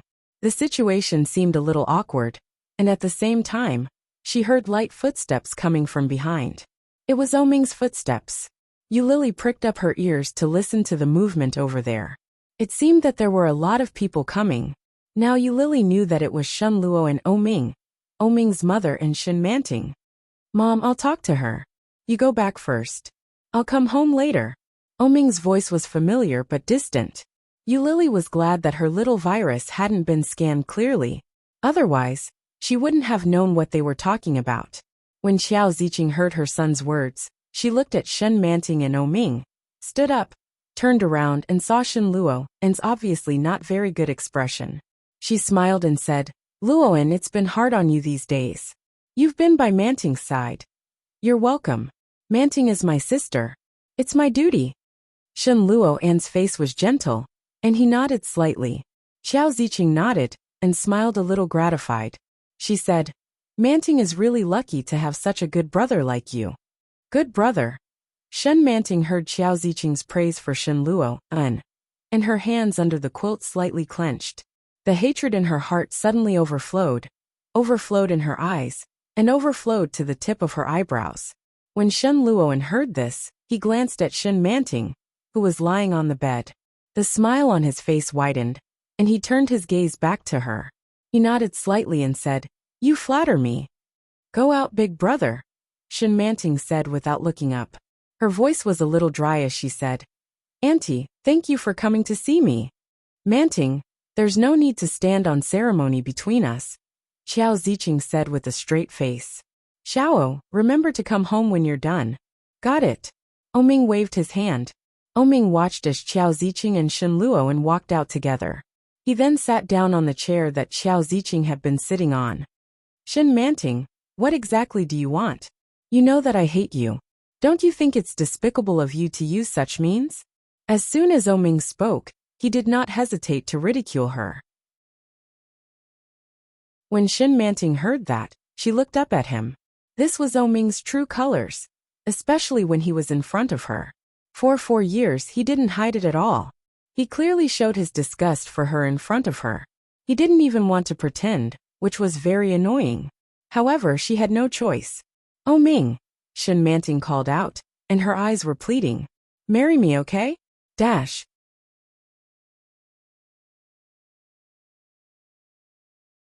Chapter 1054. Her voice was neither high nor low, but when she looked at him with a pair of slightly tired and listless eyes, there was a hint of pleading in her eyes. Oming looked at her and smiled. "Shen Manting, I said that I wouldn't marry you. Do you think that by committing suicide, you can force me to marry you? I beg you, Oming, I beg you, marry me." Shen Manting leaned toward Oming and grabbed his sleeves with both hands. Her eyes were full of helplessness. "Why are you doing this? You promised me before that I would help you save Auntie, and you would marry me. I have waited for you for 4 years. Can't you pretend? It doesn't matter if you don't love me after marriage. It doesn't matter if we can only have a marriage of convenience. Marry me, and I will help you." "Why me?" Oming was puzzled. He looked at Shen Manting coldly and said, "You know that I won't have feelings for you. Why do you like me? You and Shen Luoan." Hearing the name Shen Luoan, Shen Manting's face turned pale, and she shouted out reflexively, "No. No. What kind of answer is that? Seeing her reaction, Oming felt that there was definitely more to it than meets the eye. What happened between you and Shin Luoan? Oming looked at her hand that was pulling his sleeves, and his eyes were slightly deep. He continued to say, Shin Manting, you are a smart person. This suicide is definitely not because of me. No one was stupid. Shin Manting used him more than she loved him. Oming was clear about that. Shin Manting also clearly realized that Oming was talking about suicide, not suicide. In other words, he might have already noticed something. A scheming glint flashed across her beautiful big eyes. A plan had already sprouted in her heart. Seeing that she did not speak, Oming continued.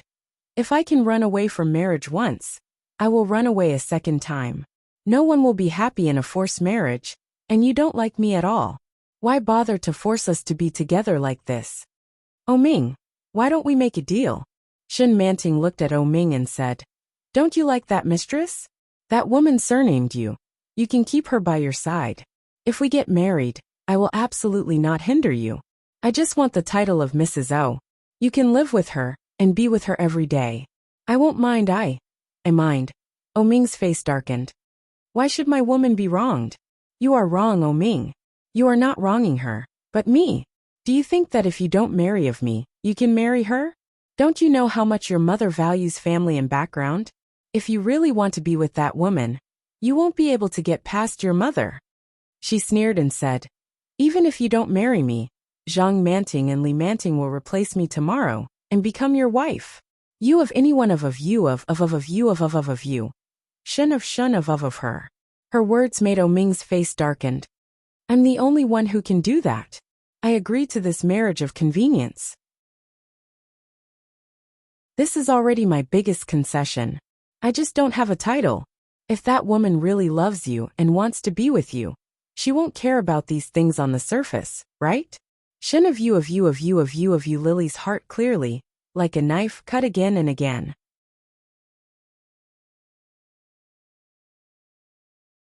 Chapter 1055. Shin Manting's words were very reasonable, but it was also a very real problem. Yu Lily had nothing. How could she be worthy of Oming? In other words, even if Yu Lily's parents were alive, how could they compare with Shin Manting?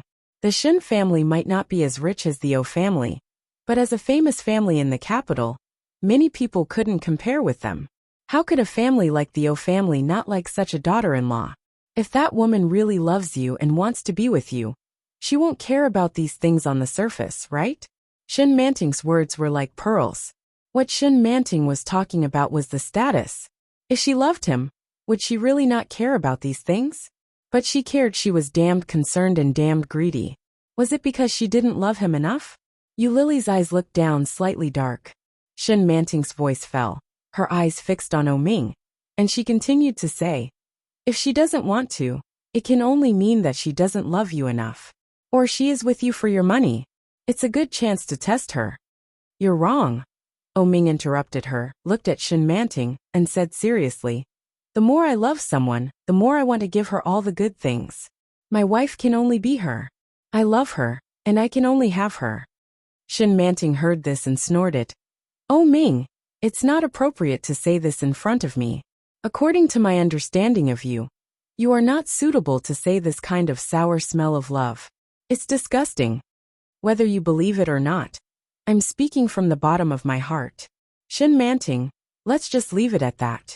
There's no need to entangle each other any further. Oming pulled his hand back and said coldly, Shin Luoan treats you very well. Cherish him. Oming, you are crazy. He is my brother. Even though what he had done to her had long surpassed the boundaries of siblings. Thinking of what he did to her that day, Shin Manting couldn't help but clench her teeth, and a sense of shame and taboo suddenly swept over her. In the past few days in a coma, Shin Manting had been having a dream, a nightmare in which she fell into the punishment of God, fell into hell, and was despised by thousands of people. In the dream, Yi Yu asked her hysterically why she did this.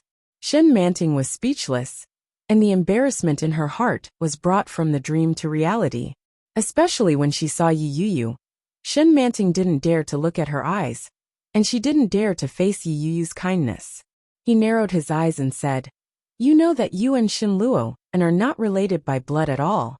You can't call it a relationship at all, even if you really have a shameful relationship. Shut up. Shin Manting reacted violently. She looked up and shouted, "You're the one who has a shameful relationship." Oming was interrupted. He narrowed his eyes and looked at her suspiciously.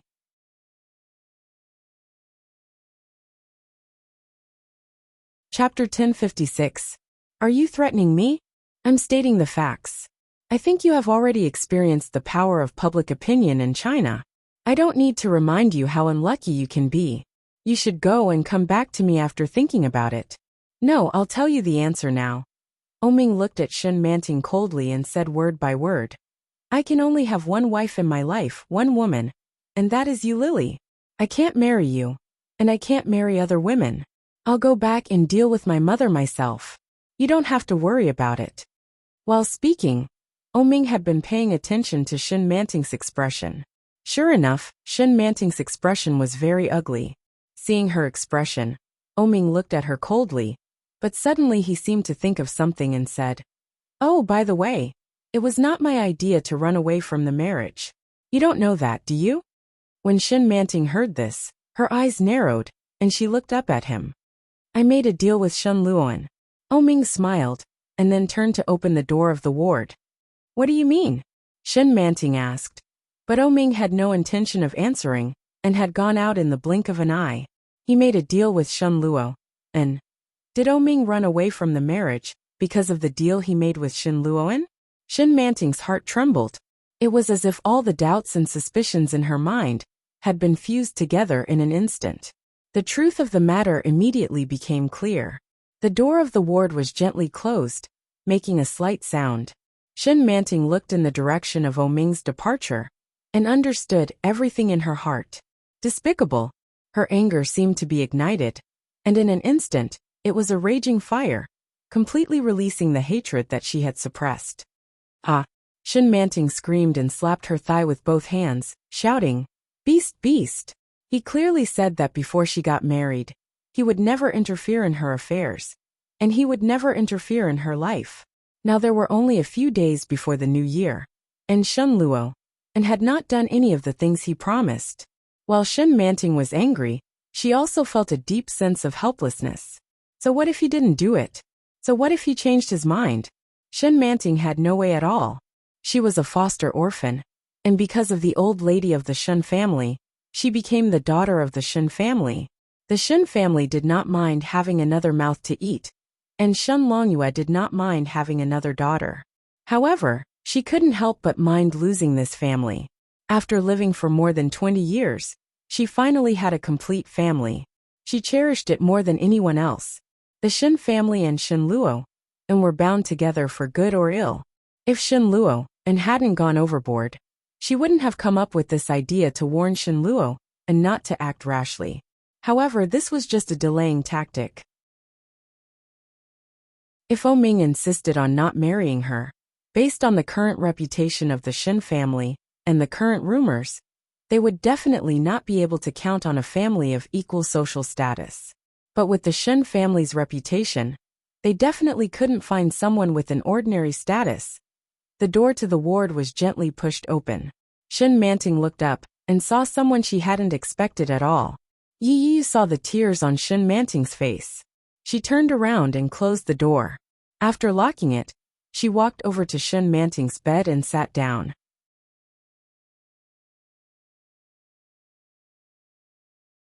Chapter 1057. Yi Yi came in and looked at Shin Manting.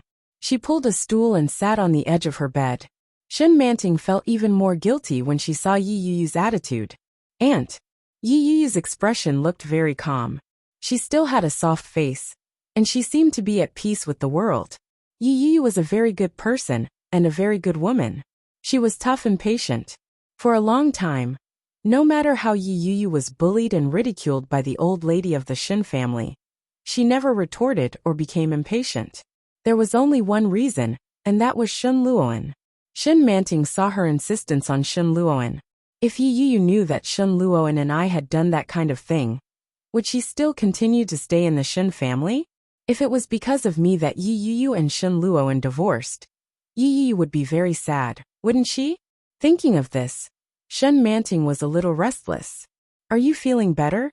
Yi reached out and touched her forehead, saying, Brother Luo, and has been by your side these days. Now that you have woken up, he finally went back. If he didn't go back, I think he would become an immortal. Shen Manting's heart was even more shocked, and her eyes became evasive. What does Yi mean by that? Could it be that she sensed something? Sister-in-law. Aunt. Yi interrupted Shen Manting and shouted, I ordered takeout for you, Brother Luo, and said that you like to eat the food of GB restaurant, so I ordered a few of their signature dishes. You should like it. Yi said with a smile, but Shen Manting felt that Yi's words were meaningful. Sister-in-law, thank you. Shen Manting lowered her head slightly, but couldn't help looking up at her, trying to find something wrong with her face. You have been working hard these days. You have to take care of me while working. Aunt, it's okay. Yi looked at her with a smile. But you have a really good relationship with Brother Luoan. I really envy you. Fortunately, I know that you are brother and sister. Otherwise, I will definitely be very jealous of you. Brother Luoan has never been so good to me. Shen Manting's heart sank. There was too much information hidden in Yi's words. Was she warning him? Or could it be that Yi was simply narrating the story? Shen Manting wasn't sure. She smiled sheepishly and said, Sister-in-law, maybe it's because you and Big Brother have just gotten married. So, your feelings for each other aren't very deep. Perhaps, although. Yi laughed bitterly. I've known him since I was a teenager, and I've been married for half a year. You've only been back for 7 or 8 years. Is this the difference between us living under the same roof? Sister-in-law. Okay, you rest. I still have to work. I have to shoot a variety show tonight. I'll come to see you after work. All right. Yi stood up, slung her bag over her shoulder and walked out. Yi had just stepped out of the hospital when she saw Shen Luo and returning from afar. He was still wearing the same clothes, and his face didn't look any different from usual. It was as gentle as jade, just like the big brother, who often solved math problems for her. However, at this moment, he returned to Shen Manting's ward. Even if they were siblings, shouldn't a married brother and an unmarried sister maintain some distance?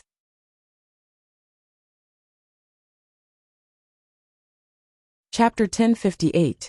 In the ward, Shen Manting's ears finally quieted down. She picked up her mobile phone and casually scrolled through it.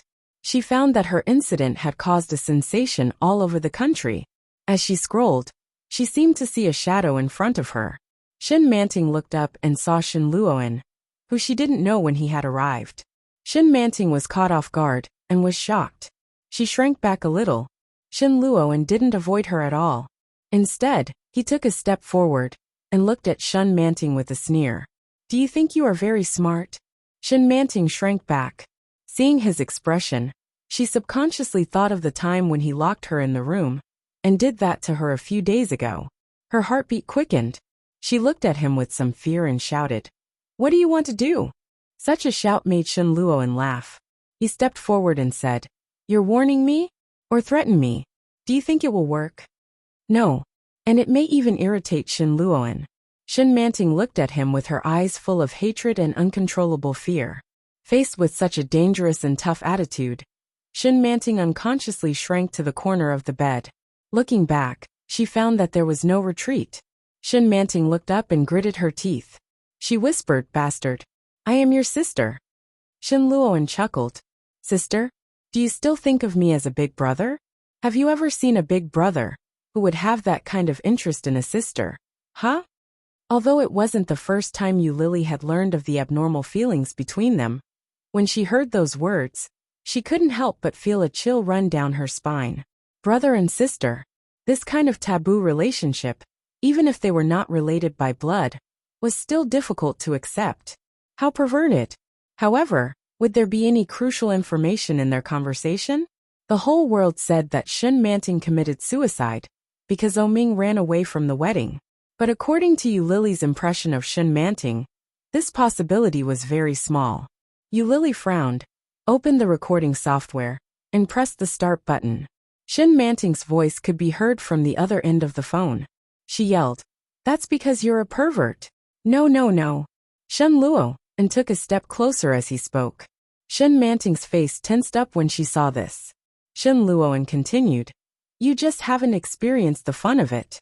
It's like a cat catching a mouse. The mouse is afraid of death, so it's afraid of being caught by the cat. But when the cat doesn't want to catch the mouse anymore, you, the mouse, will definitely be disappointed. How could he bear to let her be disappointed? There was obvious disgust in Shen Manting's eyes. With a disgusted expression, she said, Don't take your own ideas and put them in someone else's shoes. When a cat chases a mouse, it only kills and eats it. I'd rather you kill me. TSK, why are you pretending to be a chaste woman? In reality, isn't it just to escape from me? Anyone can do it. Shen Luoan took a step closer and said slowly, I'm not as good as Oming. That person is still unwilling to touch you. And in the end, it was me who took advantage of him. Your first time is still mine.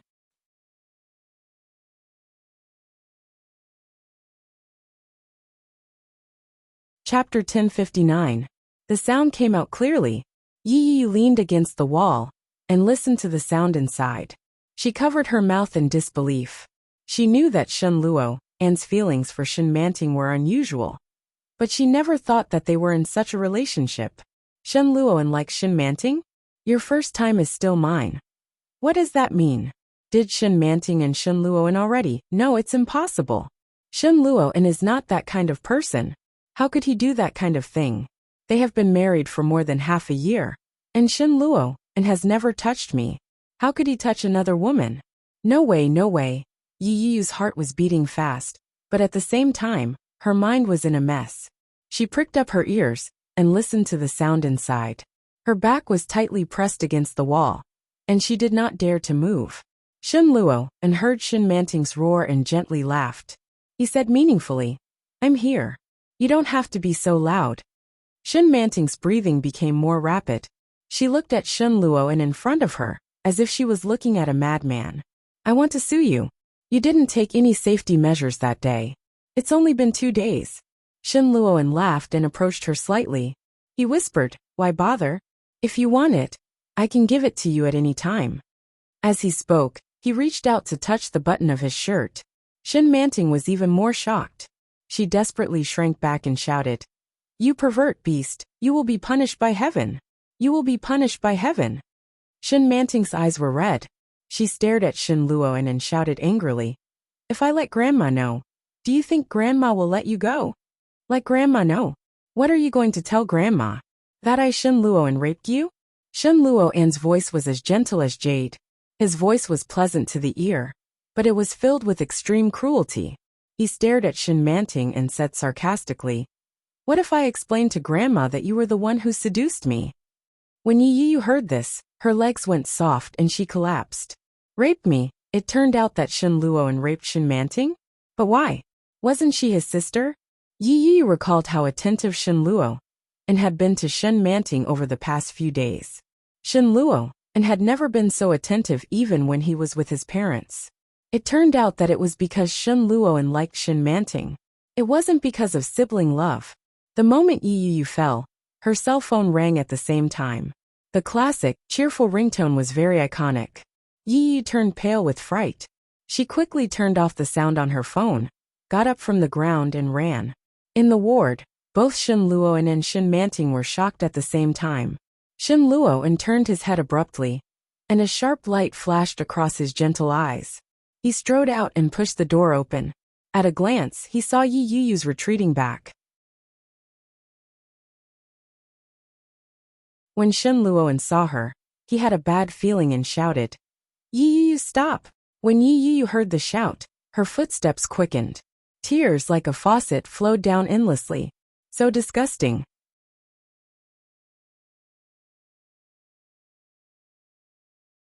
Chapter 1060. Yi Yu clearly heard the footsteps of Shen Luo, and running up from behind, very fast and very urgent. However, Yi Yu didn't want to stop at this moment. She didn't want to be seen by him, and she didn't want to be caught by him. Why this Shen Luo? And was completely different from the Shen Luoan in her memory. As she ran all the way, Scenes flashed in Yu Yu's mind. Shen Luoan smiled gentle, and the words he said at the beginning. If I am not married when I am 28 years old, I will marry you. Shen Luoan's warm and low voice seemed to be ringing in her ears. When Shen Luoan said these words with a smile, his eyes were full of tenderness for her. It was a promise. It was a promise. But why, now everything is different? She finally married him as she wished, but her heart was getting more and more empty, and more anxious. All the time, she had been wondering if she didn't do a good job, and what did not satisfy him enough. All the time, Yu Yu had been reflecting on herself, and also wondered if Shen Luoan didn't love her. However, Yu Yu would never think that Shen Luoan had fallen in love with another person, and this person was so close to them. So disgusting. Yu Yu ran all the way, and she didn't hide her crying. Many people looked over, and Shen Luoan caught up from behind, and the distance between them was getting closer and closer. It was a long black Bentley with a somewhat retro style. It looked grand, unique, and eye-catching. The most eye-catching was the license plate number, Kong A88888. It was very eye-catching, and almost everyone's eyes were on it as soon as it stopped at the entrance of the hospital. Yu Yu also saw this car, and at a glance she recognized whose car it was. Yu Yu quickly ran forward and knocked on the driver's seat window. Soon the window was rolled down. A wheat-skinned face turned over. He was angular, red lips and white teeth. He wore a big black sunglasses on his face and wore a military green coat. Seeing Yu Yu's tears, Li Jinan took off the sunglasses. He frowned, and there was obvious displeasure in his phoenix eyes. He looked at Yu Yu and asked, "What's wrong?" Yu Yu sniffed, shook her head and said, "GM Li, can you give me a ride?" As she spoke, she looked behind her. Shen Luoan had almost caught up to her. She didn't know how to face him. Before she heard those things, she was his wife. However, after hearing the conversation between him and Shin Manting, Yu Yu only had one thought in her mind. Disgusting, disgusting, disgusting. Li Jinan followed her line of sight and saw Shen Luoan running over. Did they quarrel? Li Jinan raised an eyebrow and said, "Get in the car." "Thank you." Yu Yu quickly ran to the front passenger seat and opened the door. Seeing this scene, Shen Luoan was furious and roared, "Yu Yu, you dare to go up and try." When Yu Yu heard that, her body stiffened. She turned to look at Shen Luoan, and a strange feeling washed over her like a surging tide. Without hesitation, she got into the car. As she slammed the door shut, he started the engine. Yu Yu was caught off guard. Her body swayed, and she cried out in surprise.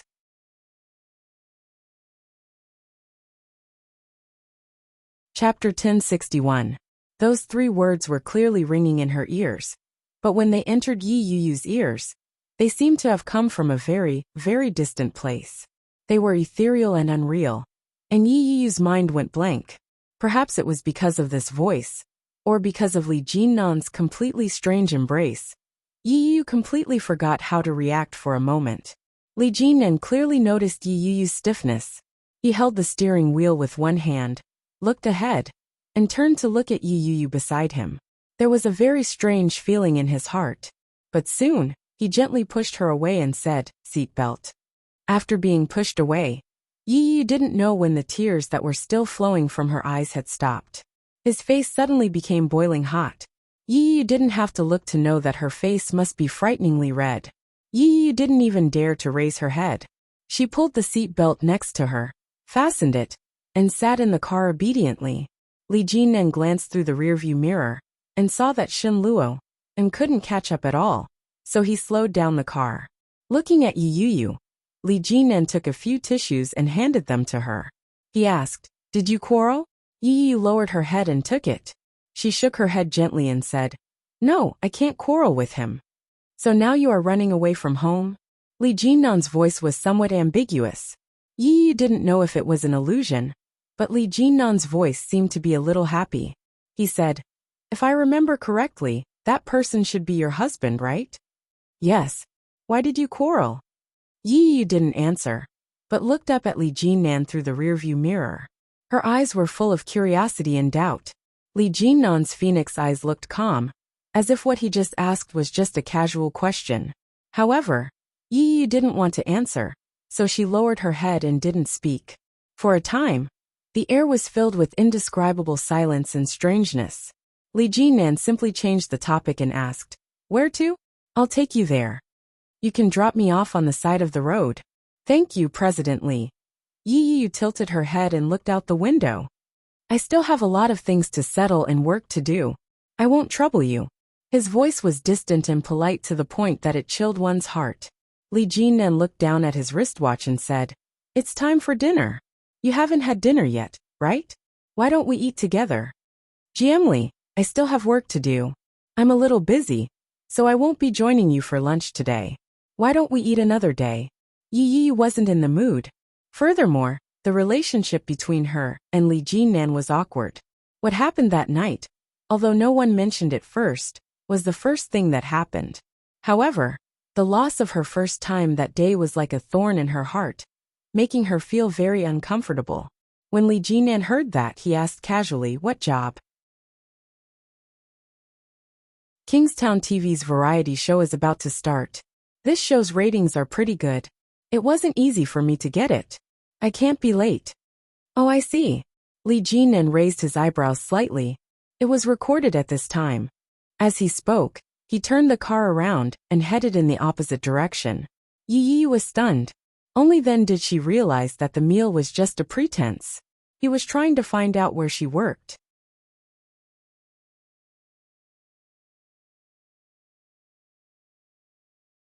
Chapter 1062. Yi Yu turned her head and looked at Li Jinan strangely. Then she didn't speak again. It was rush hour. She might not be able to get a taxi if she went out. She looked at the time. It would probably take a while to get there from here. Forget it, forget it. Yi Yu kept turning her head to look out of the window and didn't dare to look back. Seeing that the surrounding buildings were getting more and more familiar, Yi Yu turned her head and said when she saw the TV station, "President Li, thank you. We are here. You can drop me off here." "Okay." Li Jinan responded, but he didn't stop the car. Instead, he drove to the gate of the TV station. Yi Yu was shocked and immediately knew what he wanted to do. She shouted, "GM Li, you can just drop me here. If you stop at the entrance of the television station, there will definitely be some gossip." Li Yu was shocked. "Do you know how stars become famous?" Li Jinan didn't care. He glanced at her and chuckled. Yi Yu was even more shocked. Does Li Jinan want to use this to create hype? Of course, some hype is one of the important factors for stars to become famous.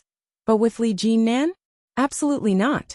Yi Yu's heart was beating very fast. She shouted, "President Li, I am married. If my husband's family sees any bad news about me, I am afraid." But before she finished speaking, the speed of the Bentley slowly slowed down. Li Jinan stopped the car and said, "Go." It was not far from the TV station, but it was also a blind spot from the gate. Yi Yu's words were all choked in her throat. The air was filled with unspeakable awkwardness. It turned out that I was being unrequited. Yi Yu blushed, but then she didn't want to stay for long. After unbuckling the seatbelt, she grabbed her bag and ran away. Li Jinan watched her flee in a flustered manner, and the corners of his lips curled up subconsciously. He started the car and turned around to go back. Yi Yu looked at the eye-catching Bentley. All the heat on her face didn't ease but intensified. Damn it. If this happened a few more times, I'm afraid I won't be able to live. Yi Yu wasn't a superstar. She wasn't even a B-list or B-list celebrity. As soon as she walked in, the makeup artist, who had already made an appointment with her, snapped when she saw her and shouted, "What the hell are you doing? If it weren't for Mira, I wouldn't be helping a small celebrity like you with makeup. Just when you were thinking how great you were. Do you know what time it is? You're a whole 5 minutes late." Hearing that, Yi Yu's face turned redder. In the face of such an angry scolding, she wanted to refute, but she quickly lowered her head and said in a low voice, "I'm sorry, Ms. Ada. I'm late. There won't be a next time." Ada's anger subsided when she saw Yi Yu's attitude. She warned, "Be more careful next time. Go wash your face." "Yes." Yi Yu lowered her head and went inside. After washing her face, she came out again. Although they were a few minutes late, the recording was still considered a success. After all, she wasn't an important guest, so even if she was late, no one would notice. In such a program, all Yi Yu did was show her face and make her presence known.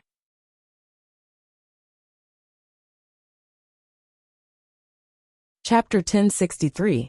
Shen Luoan had called her many times. When she was about to call him back, she heard someone shouting, "Wow, that's so shocking.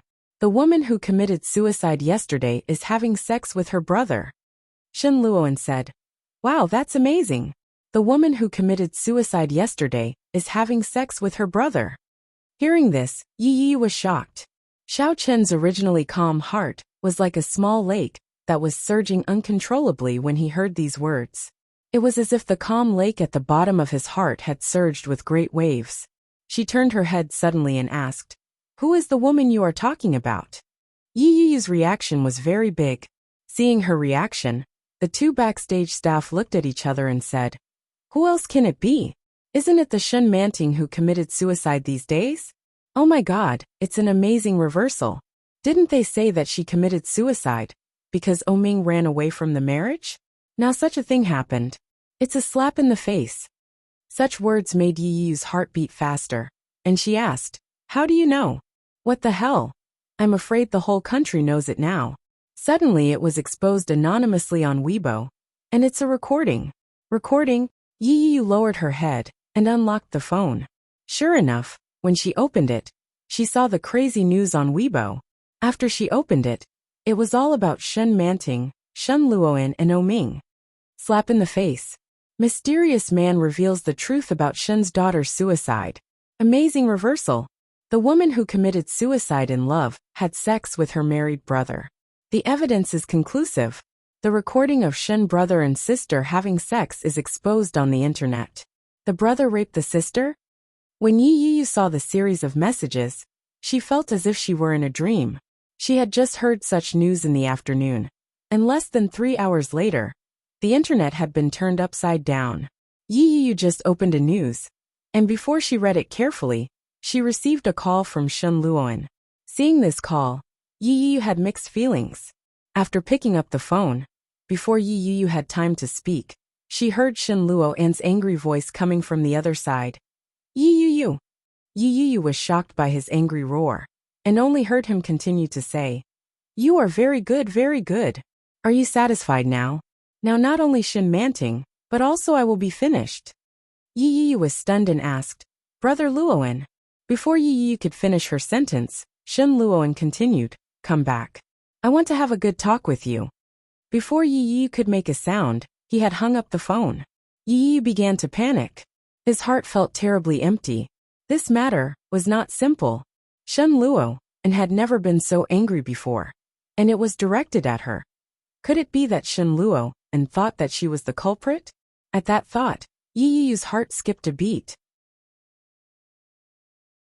She quickly picked up her phone and wanted to call Shen Luo, but the line was busy. Without further ado, she picked up her handbag and ran out. He took a taxi and headed home. Yi Yu scrolled through Weibo and saw a new Weibo post from an empty account. The title was eye-catching. The truth behind the Shen family's precious daughter's suicide. It turned out that it was caused by her brother forcing himself on her.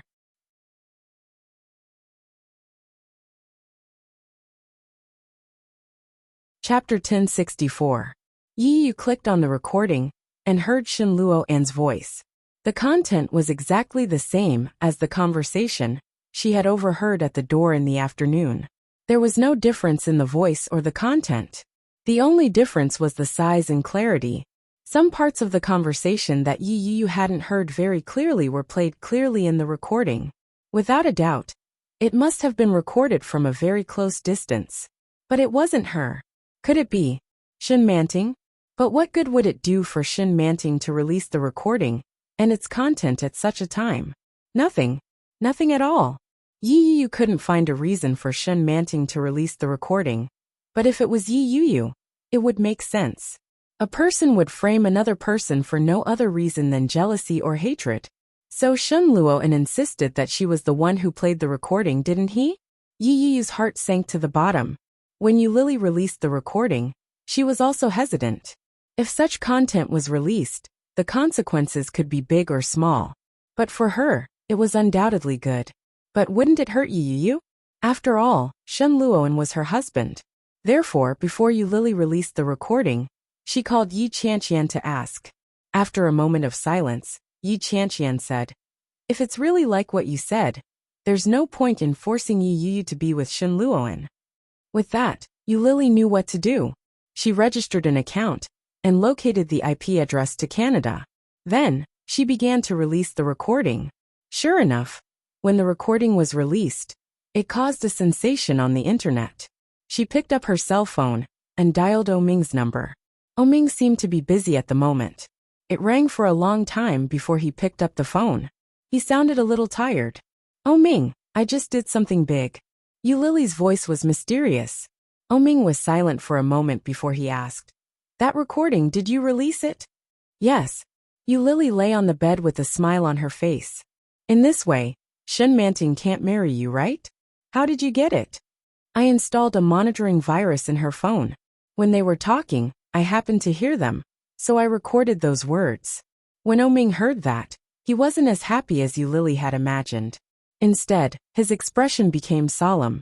Yu Lily didn't hear Oming speak, so she was a little confused and called out, "Oming, are you listening?"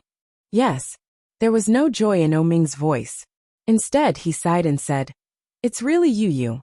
Next time you do something like this, remember to tell me first. This time, you were too impulsive."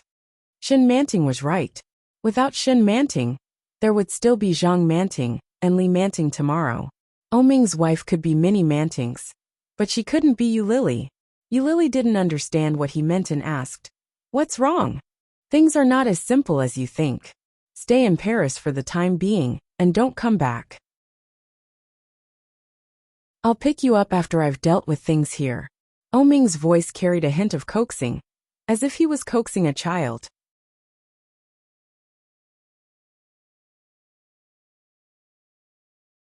Chapter 1065. Yu Lily's voice was like a layer of sweet and sticky honey, covering Oming's heart, making him feel indescribably satisfied. Unconsciously, Oming curled his lips and responded softly. He said slowly, "I miss you too. It won't be long.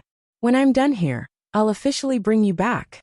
At that time, he would officially give her an identity. But now was not the time. Yu Lily understood Oming's dilemma, nodded and asked, "Are you busy?" "Well, a little bit." "Then you go ahead, I'll call you later."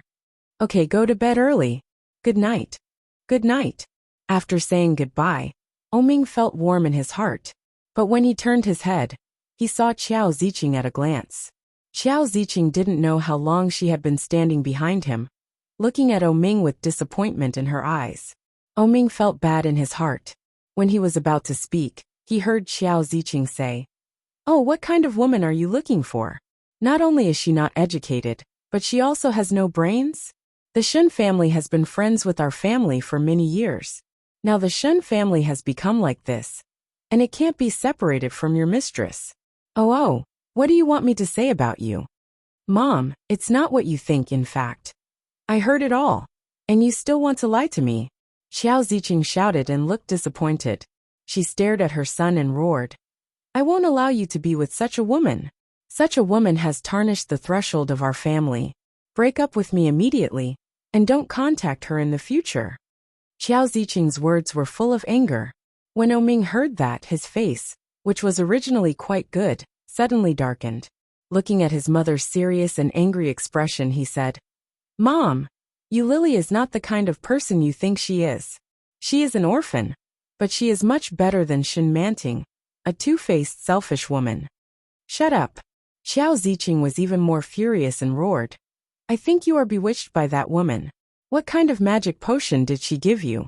That kind of woman, for the sake of money, she would do anything in front of you. Do you think I don't know?" Oming was also angry and said in a low voice, "Mom, she's not that kind of person. If she did it for money, she wouldn't have broken up with me in the first place. If she was that kind of woman, do you think she would still be with Shen Manting?" Qiao Ziqing's breathing became more rapid, her chest heaving up and down as she shouted, "Crazy! You're really crazy! Oh Ming, I thought that when you grew up, your thinking would be more mature. How could you still be so naive? These are all tricks. That kind of woman is best at playing these kinds of tricks. Do you think I don't know? Do you think I haven't met her before? When your father was young, it was common for him to meet this kind of woman. If it wasn't for my high vigilance, do you think there would be a place for us in this house? Mom, she's different from the other women you've met. She's not the kind of woman you're talking about. I'm in my 30s, so I can still differentiate. You don't have to worry about me. I hope I can make my own decisions about my marriage." Oming's voice was tinged with anger, but his tone was extremely calm and determined.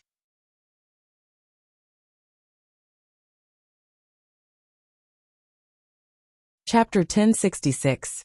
Oming turned pale with fright and rushed forward to support Xiao Ziqing. Xiao Ziqing covered her waist with one hand and held Oming tightly with the other. She shouted, "Oming, listen to me. Break up with that woman, okay? I'm begging you as your mother, okay?" As he spoke, he choked with sobs and cried out in pain. "You're bewitched by that woman now, but in the future, you'll feel that what I did was right. That kind of woman has no redeeming qualities at all. Don't talk." Oming looked flustered. He quickly helped Xiao Ziqing up and said, "I'll take you back to take your medicine. Don't talk and don't move." Xiao Ziqing's hands clutched Oming's sleeves tightly. Her well-maintained figure seemed a little crooked at this moment.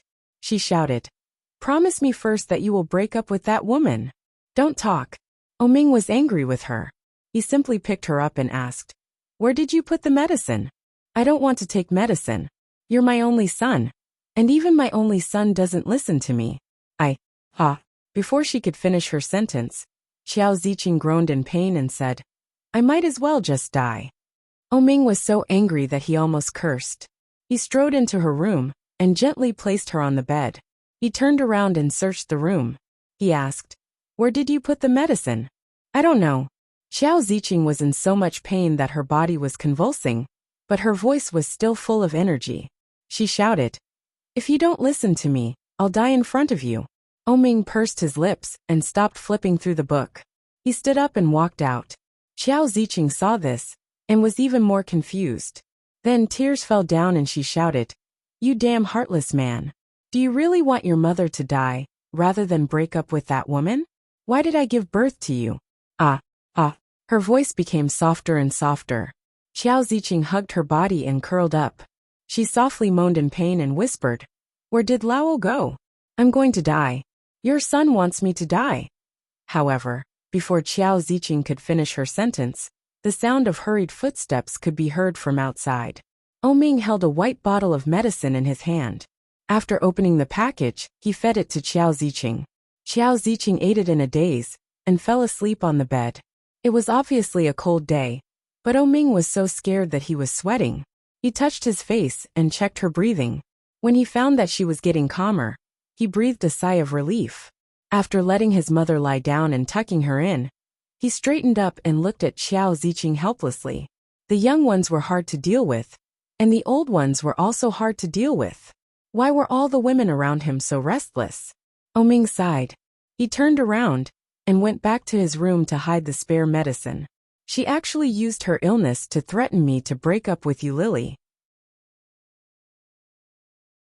It seems that I have to speed up the implementation of my plan." Lily was always paying attention to the developments on Weibo. In just 4 hours, the first Weibo post had more than 100,000 likes and tens of thousands of comments. However, just as she was engrossed in reading the comments, the internet speed jumped, and the page changed to 404.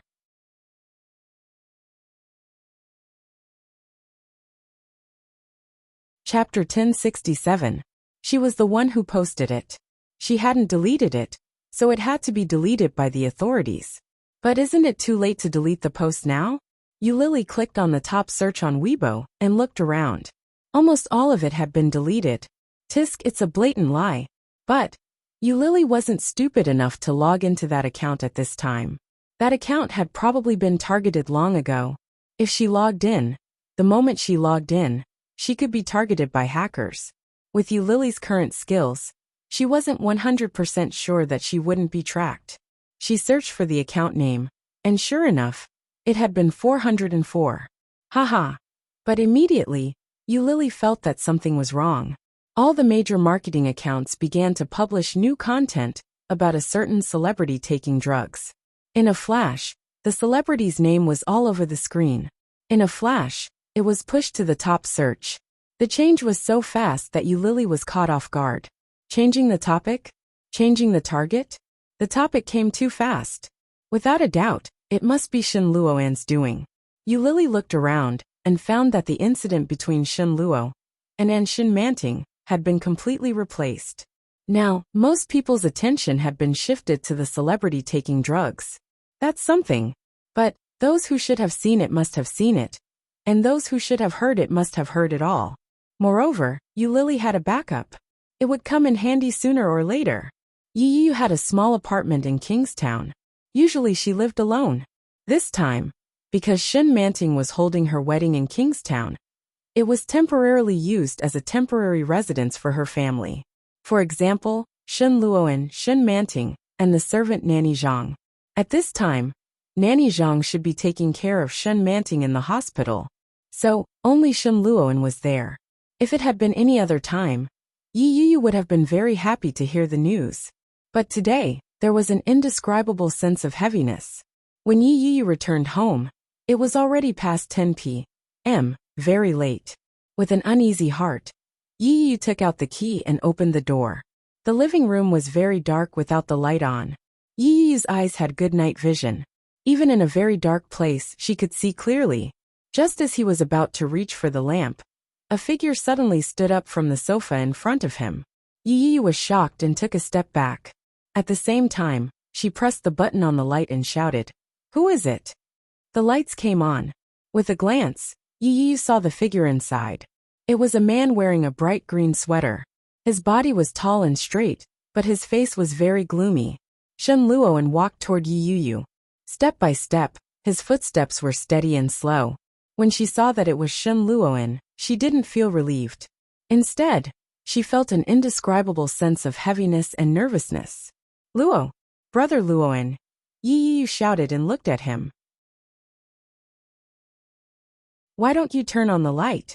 However, Shen Luoan didn't answer her. Instead, he approached her with a sullen face and said, "Hand over the recording." When Yu heard that, she immediately said, "I didn't. Do you dare to say that you weren't eavesdropping on our conversation outside this afternoon?" Shen Luoan sneered and approached her. "Yu, do you think I'm a fool?"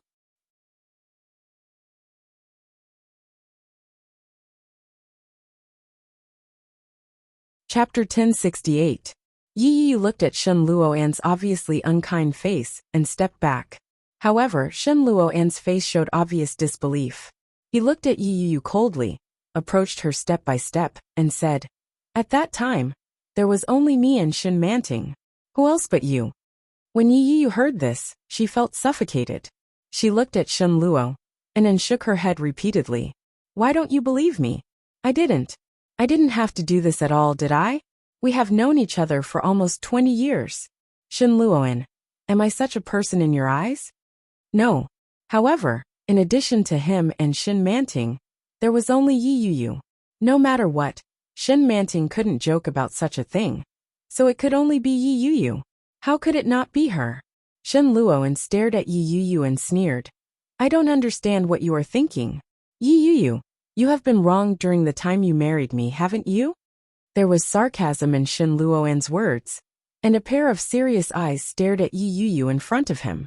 When Yu saw Shen Luoan's expression, she knew that this man was angry. Her back hit the cold wall behind her. Yu looked at Shen Luoan, who was walking in front of her step by step, and frowned tightly. "That's why you released this recording in an attempt to destroy me, am I right?" Shen Luoan's face became more and more ugly, and his tone was also more and more determined. "You are a smart person. You know very well what the consequences will be after this recording is released. At that time, Shen Manting doesn't need you to do anything at all. Grandma will drive her out personally. That's amazing." "It wasn't me."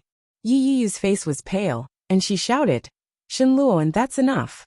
It wasn't me, it wasn't me, it wasn't me. I didn't even turn on the recording software on my mobile phone. And how could I know what you would say? If I released this recording in Shen Manting's current situation, would I still be a human? She is also my good friend and your sister. How could I do such a thing? If Yi Yuyu was now on the opposing side of Shen Luo and Shen Manting, she would have released the recording knowing that it was enough to destroy Shen Luo and Shen Manting. That would have been Shen Manting's own doing. Who asked Yi Yuyu to be caught red-handed? That wasn't the case at all. Yi Yuyu had a pretty good relationship with Shen Manting. Although she had accidentally heard such a secret that day, and she had even considered divorcing Shen Manting, she had no intention of harming Shen Manting.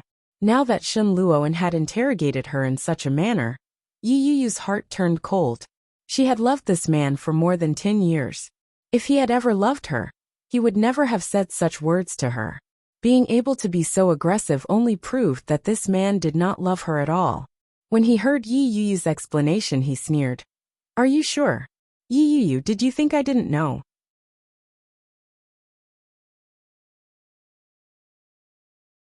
When your parents divorced, you fought with your sister to follow your mother. Wasn't it because your mother's mistress was rich? Fortunately, your sister gave in. Otherwise, do you think you would still be the daughter of a rich family today? Poor sister. She didn't even know that she had been sold by you.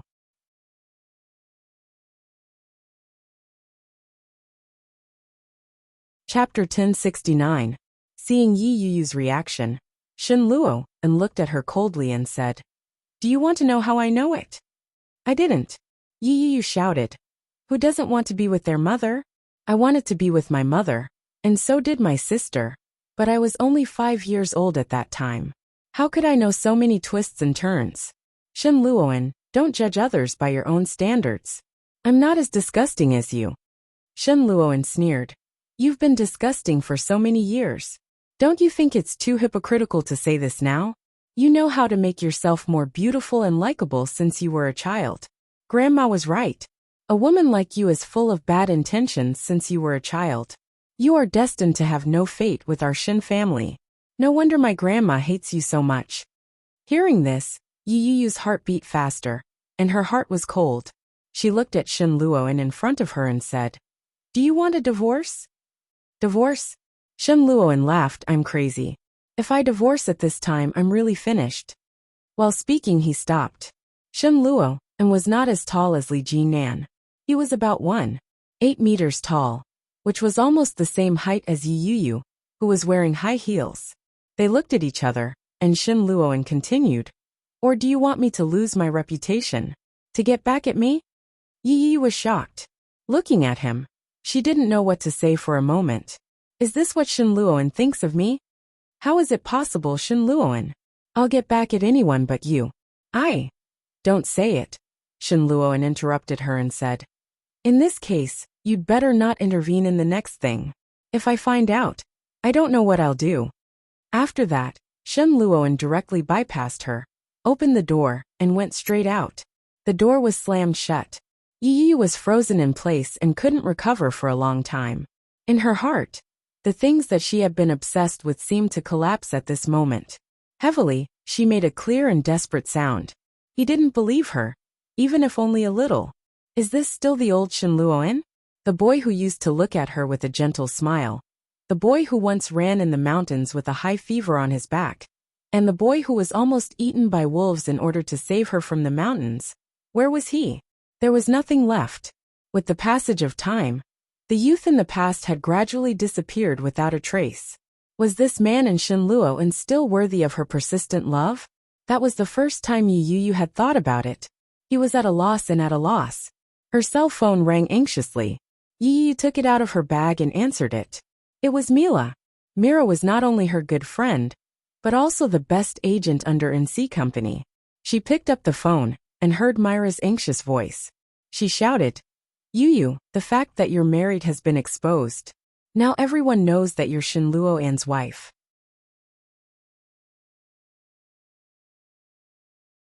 You'd better not go out for the next few days, if there's nothing important. I'm afraid you'll be surrounded by the paparazzi. How could that be? Very few people know about this. I don't know. Anyway, be careful. I'll ask an assistant to help you. Got it. Thank you, Mila.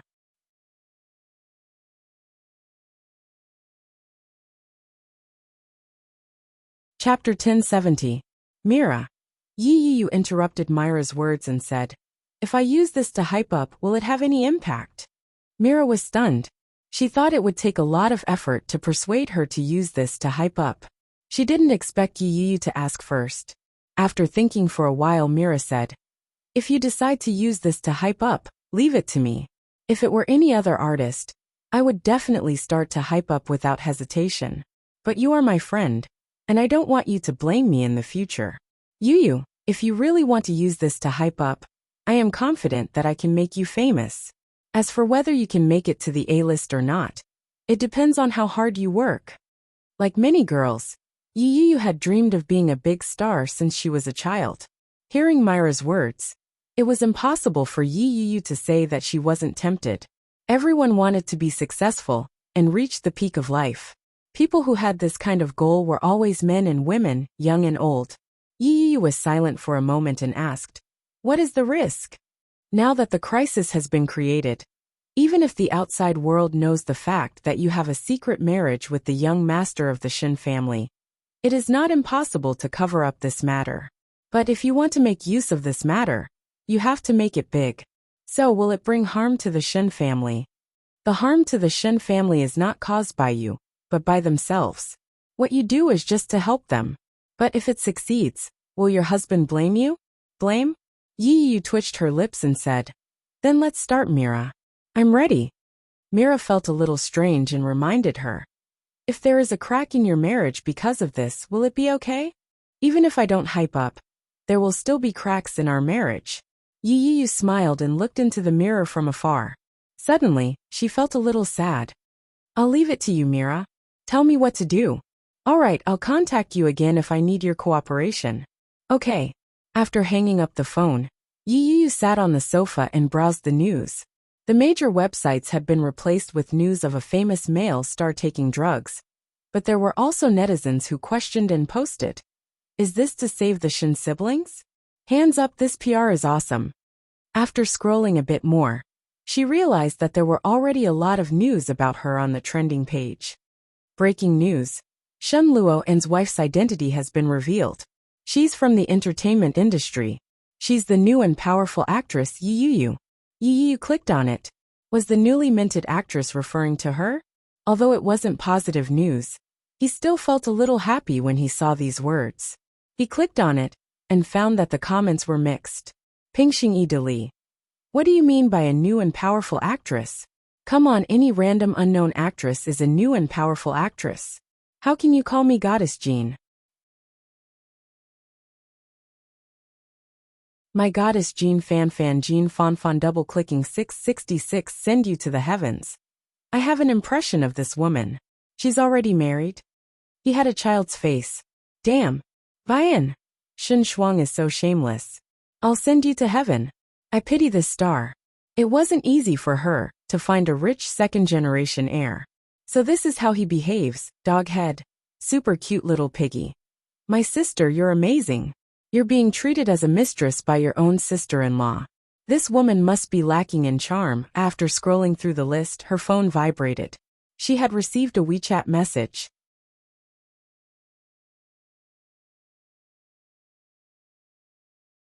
Chapter 1071. When Yu saw the message, she immediately asked, what should I send? Mira. It can highlight your position as the underdog and make you seem helpless, but it can't be weak. It can't make people think that you're pretending to be weak. Think about it carefully. When she saw the message, Yu thought for a moment. Then, she typed 3 words to Mira. I believe him.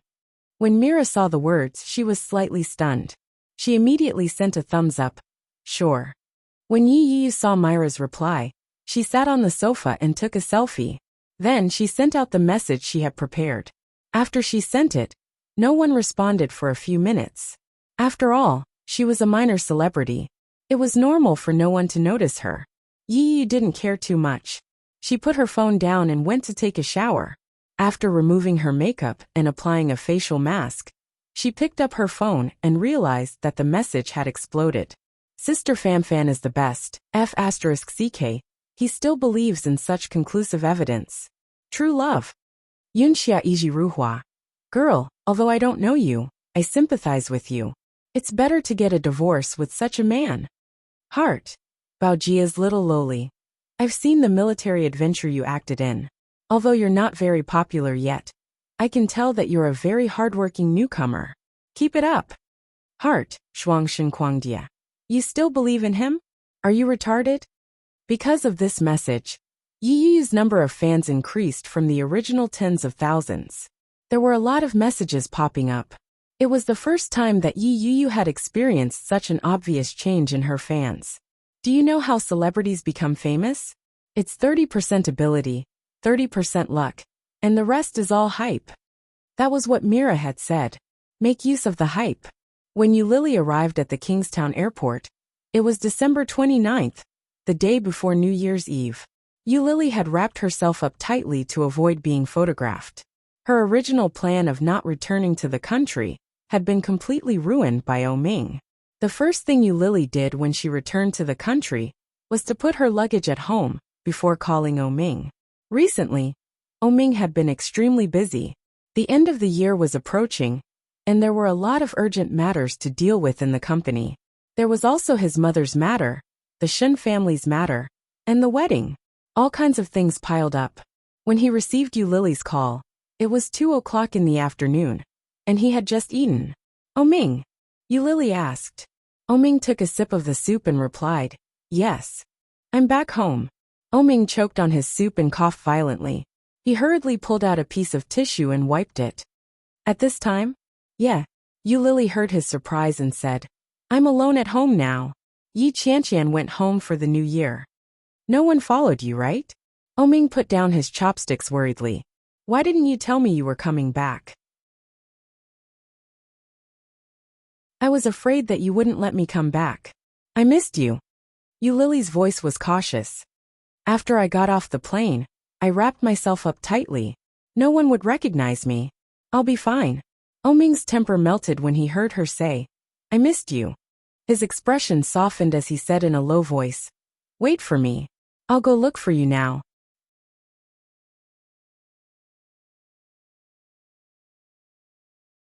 Chapter 1072. Su Chung was sitting next to Oming eating. After watching Oming hang up the phone, he coughed and asked, is that Miss Yu? Yeah. Oming answered and stood up. After explaining the company's affairs, he stood up and said, if anyone looks for me, tell them that I am busy and have been in the company. In this kind of situation, Oming did not dare to provoke the reporters easily. If they were groundless, who knew what they would write? Su Qing knew the danger and nodded, but he still reminded him, why don't you eat first? I'm not eating. You eat. Oming went into the office cloakroom and put on sunglasses. After changing into a low-key black windbreaker, he went downstairs. Driving a more common car, he stealthily drove to the neighborhood where Eulili lived. As soon as he went up, Oming rang the doorbell, and the person inside immediately opened the door. Oming was dressed very differently from his usual style, but Eulili recognized him at a glance. With a happy smile on her face, she rushed toward him. Her whole body climbed on top of him, and her legs clung to his thighs. Oming held her firmly, and the smile on his face gradually widened. After carrying her in, he closed the door and couldn't wait to kiss her face. Eulili took off his sunglasses, hugged his neck with both hands, and kissed him back. Oming sat on the sofa with her in his arms, pinched her face and frowned. Why have you lost weight again? Haven't you eaten these days? I'm not used to French food. Eulili smiled and sat on him, looking at his tired face. On his originally wheat-colored skin, there were 2 more dark circles under his eyes. It was obvious that even his chin had turned green. His hair had grown long, and his cheeks were slightly sunken. Eulili felt a little distressed. She touched his face and asked, have you been very tired recently? The heartache in her eyes made Oming smile. He held her face and kissed her on the lips. I'm not tired, he said. Liar. Look at your face. Eulili pinched his face and said, you look like a person in his 30s. You look old again. Oming laughed. I'm already in my 30s. No, you look about the same age as Shunjilia. That's because he grew too fast. Oming looked at her seriously. That's why he looks old. I'm different. No matter what, I'm still young. Otherwise, how could I have charmed you for so many years? Yuli snorted in disgust and looked away. What kind of expression is that? Oming hugged her and chuckled helplessly. Am I wrong? You've grown thicker. It's only been a few days since we last met, and your facial defense has become so strong. Yuli pushed him away. I'm hungry. Have you eaten? I didn't eat. That's great. Let's eat instant noodles together. There's only instant noodles here. Okay. Oming chuckled and looked at her. Everything you cook is delicious. Yuli raised her eyebrows slightly with a proud look on her face, and immediately went into the kitchen. About 10 minutes later, Yuli walked out with a bowl of noodles and shouted, "Time to eat." However, what responded to her was a steady and even breathing. Asleep?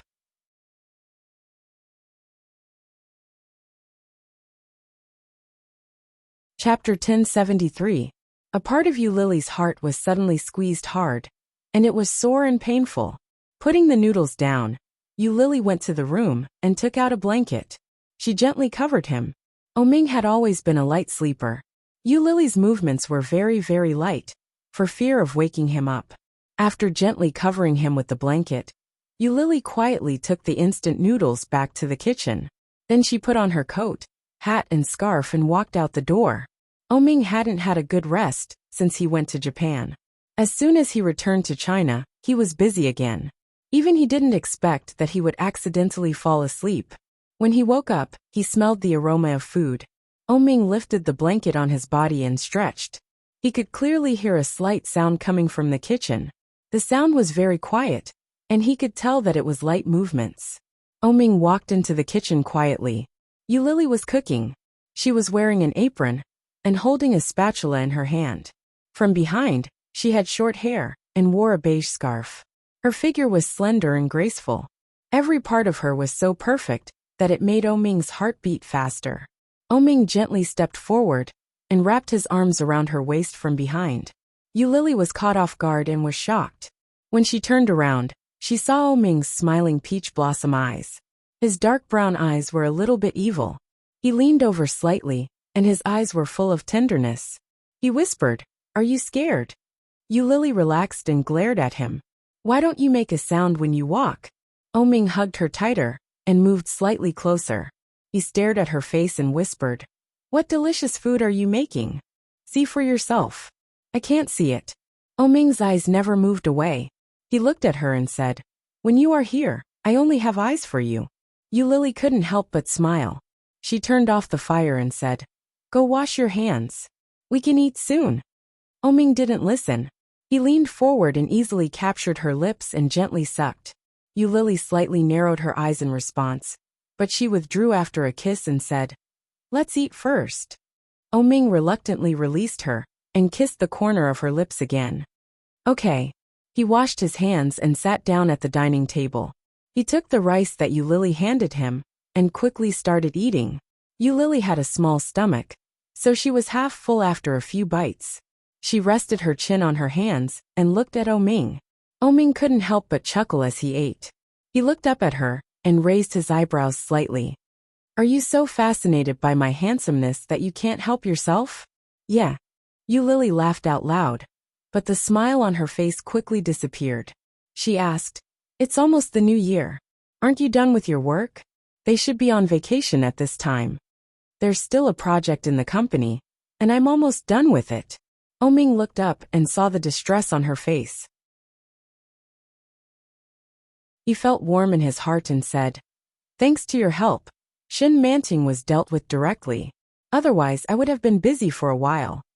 Yuli blinked in surprise. "Really?" "Yeah. These few days, because of Shun Luoan and Shin Manting's matter, the focus of the media has been shifted a lot. It's more convenient to do a lot of things. It's all thanks to you. It was just that the timing of the news wasn't right. Although the travel and reputation issue had been resolved, there was a new problem with Qiao Ziqing.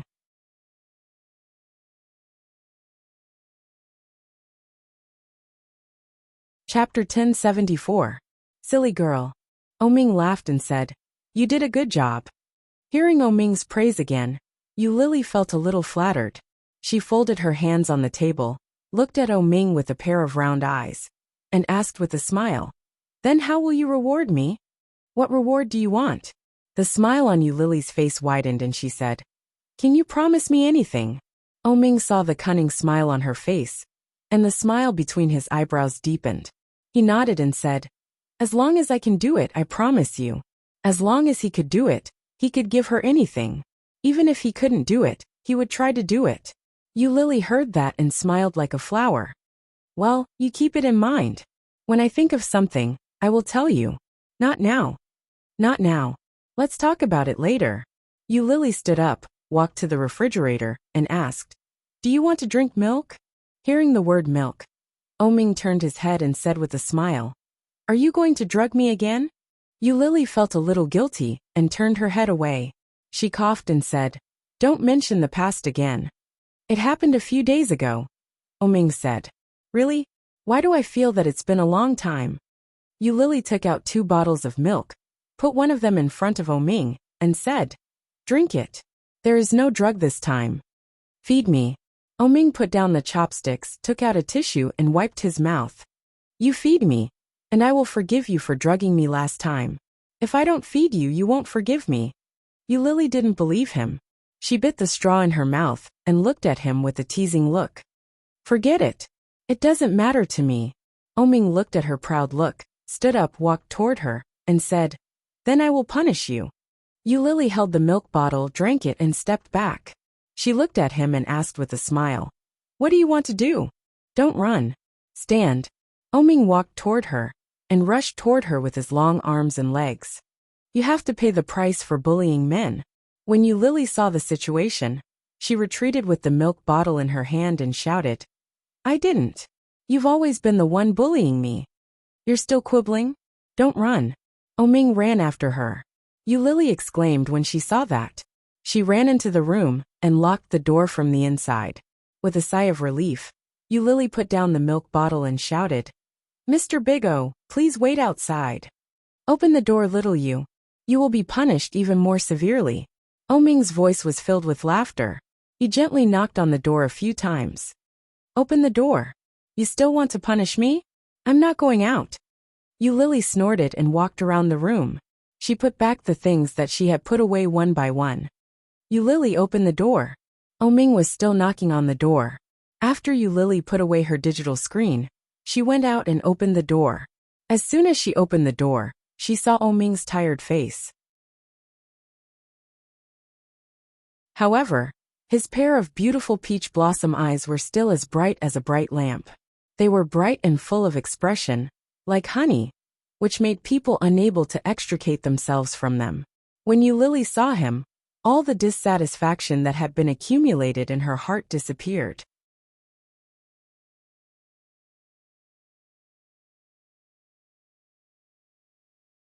Chapter 1075. Lily was caught off guard. She struggled for a while, but soon she obeyed. Oming held her in his arms and moved his feet gently. Soon, he pushed her down on the bed that she had just made. The hot kiss gently moved from her lips, and Oming seemed a little impatient. With his arms around her waist, Oming looked at her with a pair of burning eyes and whispered, "How long have we not seen each other?" "4 days." Lily gently put her hands on his waist and felt his eagerness and enthusiasm. She looked up at him with a smile. "It's 5 days." Oming gently kissed her lips. "It's 7 hours faster in China than in Paris, so it's 5 days. Can it be calculated like this?" Lily felt that this man was shameless. Looking at the eyes in front of her, she blinked. Oming moved a little closer, and his hot breath intertwined with hers. He whispered, "Then let's change the calculation. There are 24 hours in a day, 8 hours of work and 8 hours of sleep. We can be together for 8 hours a day. So, how many hours have I lost?" "That works. Why not?" Oming smiled. The distance between their lips was less than a millimeter, and they were almost touching. Lily's heart was beating fast. This kind of distance was more nerve-wracking than a direct kiss. "Once an hour. Tell me, How many times do you want to compensate me? Lily's face was burning. She pushed him and growled, "Big pervert. If you love someone, you will do sexual things with her all the time. You told me this. Have you forgotten?" "I didn't." "Don't be shameless. You said it." Ming held her hands, and then lowered his head to kiss her lips. His movements were gentle, slow, and tender. His big palms moved gently down her body, easily penetrated her clothes around her waist, and touched her warm and smooth skin. Lily narrowed her eyes and gently hugged him. She responded intentionally or unintentionally. The winter in Kingstown was never particularly cold. Lily was wearing an unlined shirt and a loose sweater, which was easily taken off by Ming. Her snow-white upper body touched the cold air and shrank. Ming pressed his lips against hers, and his kisses fell on her body, gentle and devout. Lily couldn't help but lift his thigh. She climbed onto his leg and hugged his waist. She called out, "Ming! MMM!" Ming directly sealed her lips. His big hands were unscrupulous, and his tongue pried open her lips and teeth, intertwining with each other. Just then, the phone in Ming's pocket began to vibrate. Ming paused and straightened up. His breathing was a little heavy. He picked up the phone and saw that it was his mother calling. He calmed down and waved the phone screen in front of Lily. "It's my mom. I'll take the call." "Yeah," Lily answered. She pulled the sweater that she had thrown aside and covered herself with it. "Mom. Lil, it's almost Lunar New Year. Come home quickly, and let's have a meal together." "Mom, I'm still working. You and Dad can eat first." "You're still working? Where are you working?" "I'm at the company.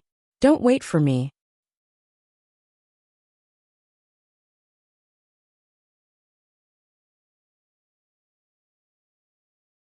Chapter 1076. When Ming heard that, his heart skipped a beat.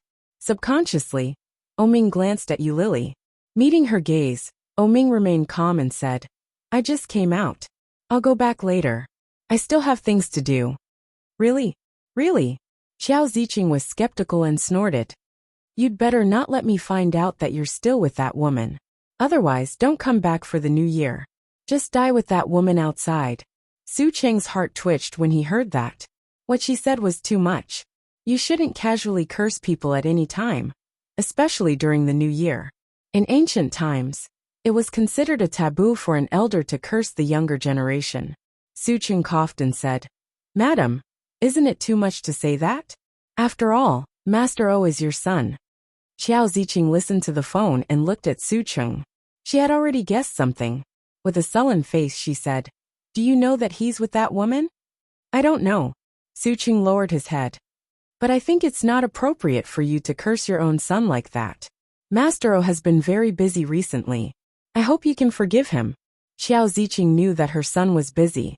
Otherwise, she wouldn't have brought him the desserts she had made herself. But as soon as he arrived at the company, he wasn't there. It was a very uncomfortable feeling, especially when she thought that her son might be with that coquettish B*TCH. She felt even more uncomfortable. Xiao Ziqing held the phone in her hand and said to Ming on the other end of the line, "No matter what, go home early tonight. Special Assistant Su has a family. How can you let him work overtime with you? No matter how important your work is, put it aside and let Special Assistant Su go home for the new year." Ming heard what Xiao Ziqing said and said, "Okay. If there's nothing else, I'm hanging up." Xiao Ziqing snorted and hung up the phone first, not giving Ming a chance to do so. After hanging up the phone, Xiao Ziqing looked at the young assistant beside her and said, "I know you have a good relationship with my son, but I am Ming's mother. I have the right to know what he has done. Special Assistant Su, next time you find out that he has gone to look for that woman, or if you have any news about that woman, I hope you can tell me. I will not mistreat you." Hearing this, Su Cheng smiled slightly, nodded and said, "Yes, madam. I will definitely tell you everything I know." Xiao Ziqing was satisfied. She looked at the dessert in her hand and said, "Drink this dessert. It's good for your body." As he spoke, he placed the dessert cup on the table and turned to leave. Su Cheng looked at Xiao Ziqing's departing figure with a complicated look in his eyes. He glanced at the dessert she had just put down and sent a message to Oming. Madam seems to have noticed something and asked me to report to her any news about Miss Yu. Oming saw the message and replied, "What do you say?" Special Assistant Sue. I agreed, but I didn't say anything, and I won't say anything in the future. Seeing Su Cheng's reply, Oming put down the phone again. He turned his head and saw Yu Lily, who was obviously a little disappointed. Yu Lily was lying in bed. When she saw him looking at her, she smiled a little resentfully, which made him feel sorry for her.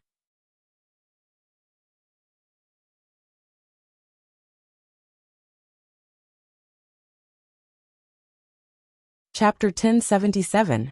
It was a simple question, but it made Oming's heart suddenly sour. Yu Lily's face was full of resentment and confusion, as well as a little embarrassment. He shifted his body slightly, so that he was no longer pressing down on her. After taking off his jacket, he lay down beside her and kissed her hair gently. He whispered, "No, maybe my mother has some misunderstandings about you. She'll understand when I explain it to her." Really? Yu Lily was a little depressed. She looked up at Oming's face and smiled. "You should go back. Your mother should be waiting for you at home. I want to be with you." Oming leaned over and pressed her under his body. "I'll go back tomorrow." As he spoke, he lowered his head, and his lips were close to her face. Yu Lily slightly turned her head to avoid his kiss. Deep in her eyes, there was a clear sense of loss. She whispered, "You'd better go back. I don't want to do it now." Oming's eyes were slightly deep. He held her in his arms and said, "Then don't do it. Let's chat." Yu Lily heard that, turned over and faced him. Then she lowered her head and went into his arms. She held his waist with one hand and called, "Oming." "Yeah." Oming held her in his arms and kissed her head gently. "I'm here." "Oming, I am very curious about one thing, but I have never dared to ask you. Now I want to ask. Can you answer me?" Yu Lily looked up at him. Her dark eyes seemed to be covered with a layer of wet mist. Oming looked at her and clearly noticed her uneasiness. He reached out and gently brushed the hair on her forehead. "What's the matter?" Winter nights always came faster. It was already 5 o'clock in the afternoon, and the light in the room was already dark. In the dim light, Oming's eyes looked particularly bright. A pair of sparkling eyes looked at him. They were filled with pity, love, guilt, and an inexplicable pity. "Oming." Yu Lily looked at Oming. Her heart beat faster and faster. It was so fast that it was trembling. It was so fast that her heart was numb. Unconsciously, her grip on his clothes tightened as she asked, "Will you really marry me?" Oming hadn't expected her to ask such a question. He was startled, but he quickly looked at her firmly and said, "Yes." "Really?" "Of course." Oming looked at her. His big hand ran through her short hair. His peach blossom eyes were shining. "I won't marry another woman. I promise you, my wife is only you. Only you." Yu Lily felt a lump in her throat and buried herself in his arms. Oming looked down at her and said in a hoarse voice, "I will take care of my mother." Since Qiao Ziqing was in poor health, it was impossible for him to go against her. He could only convince her step by step. Now, the biggest obstacle between them was Yu Lily's identity. He hugged her and asked in a low voice, Have you seen your parents?" You're tuning in to the Li Mei's Wuxia Whispers YouTube channel. We're so grateful for your support, and don't forget to subscribe to join us on this incredible journey through captivating stories. Your generosity through donations truly makes a world of difference, as it's the primary source of revenue that allows me to expand and enhance this channel for you. Thank you from the bottom of my heart for being a part of this adventure.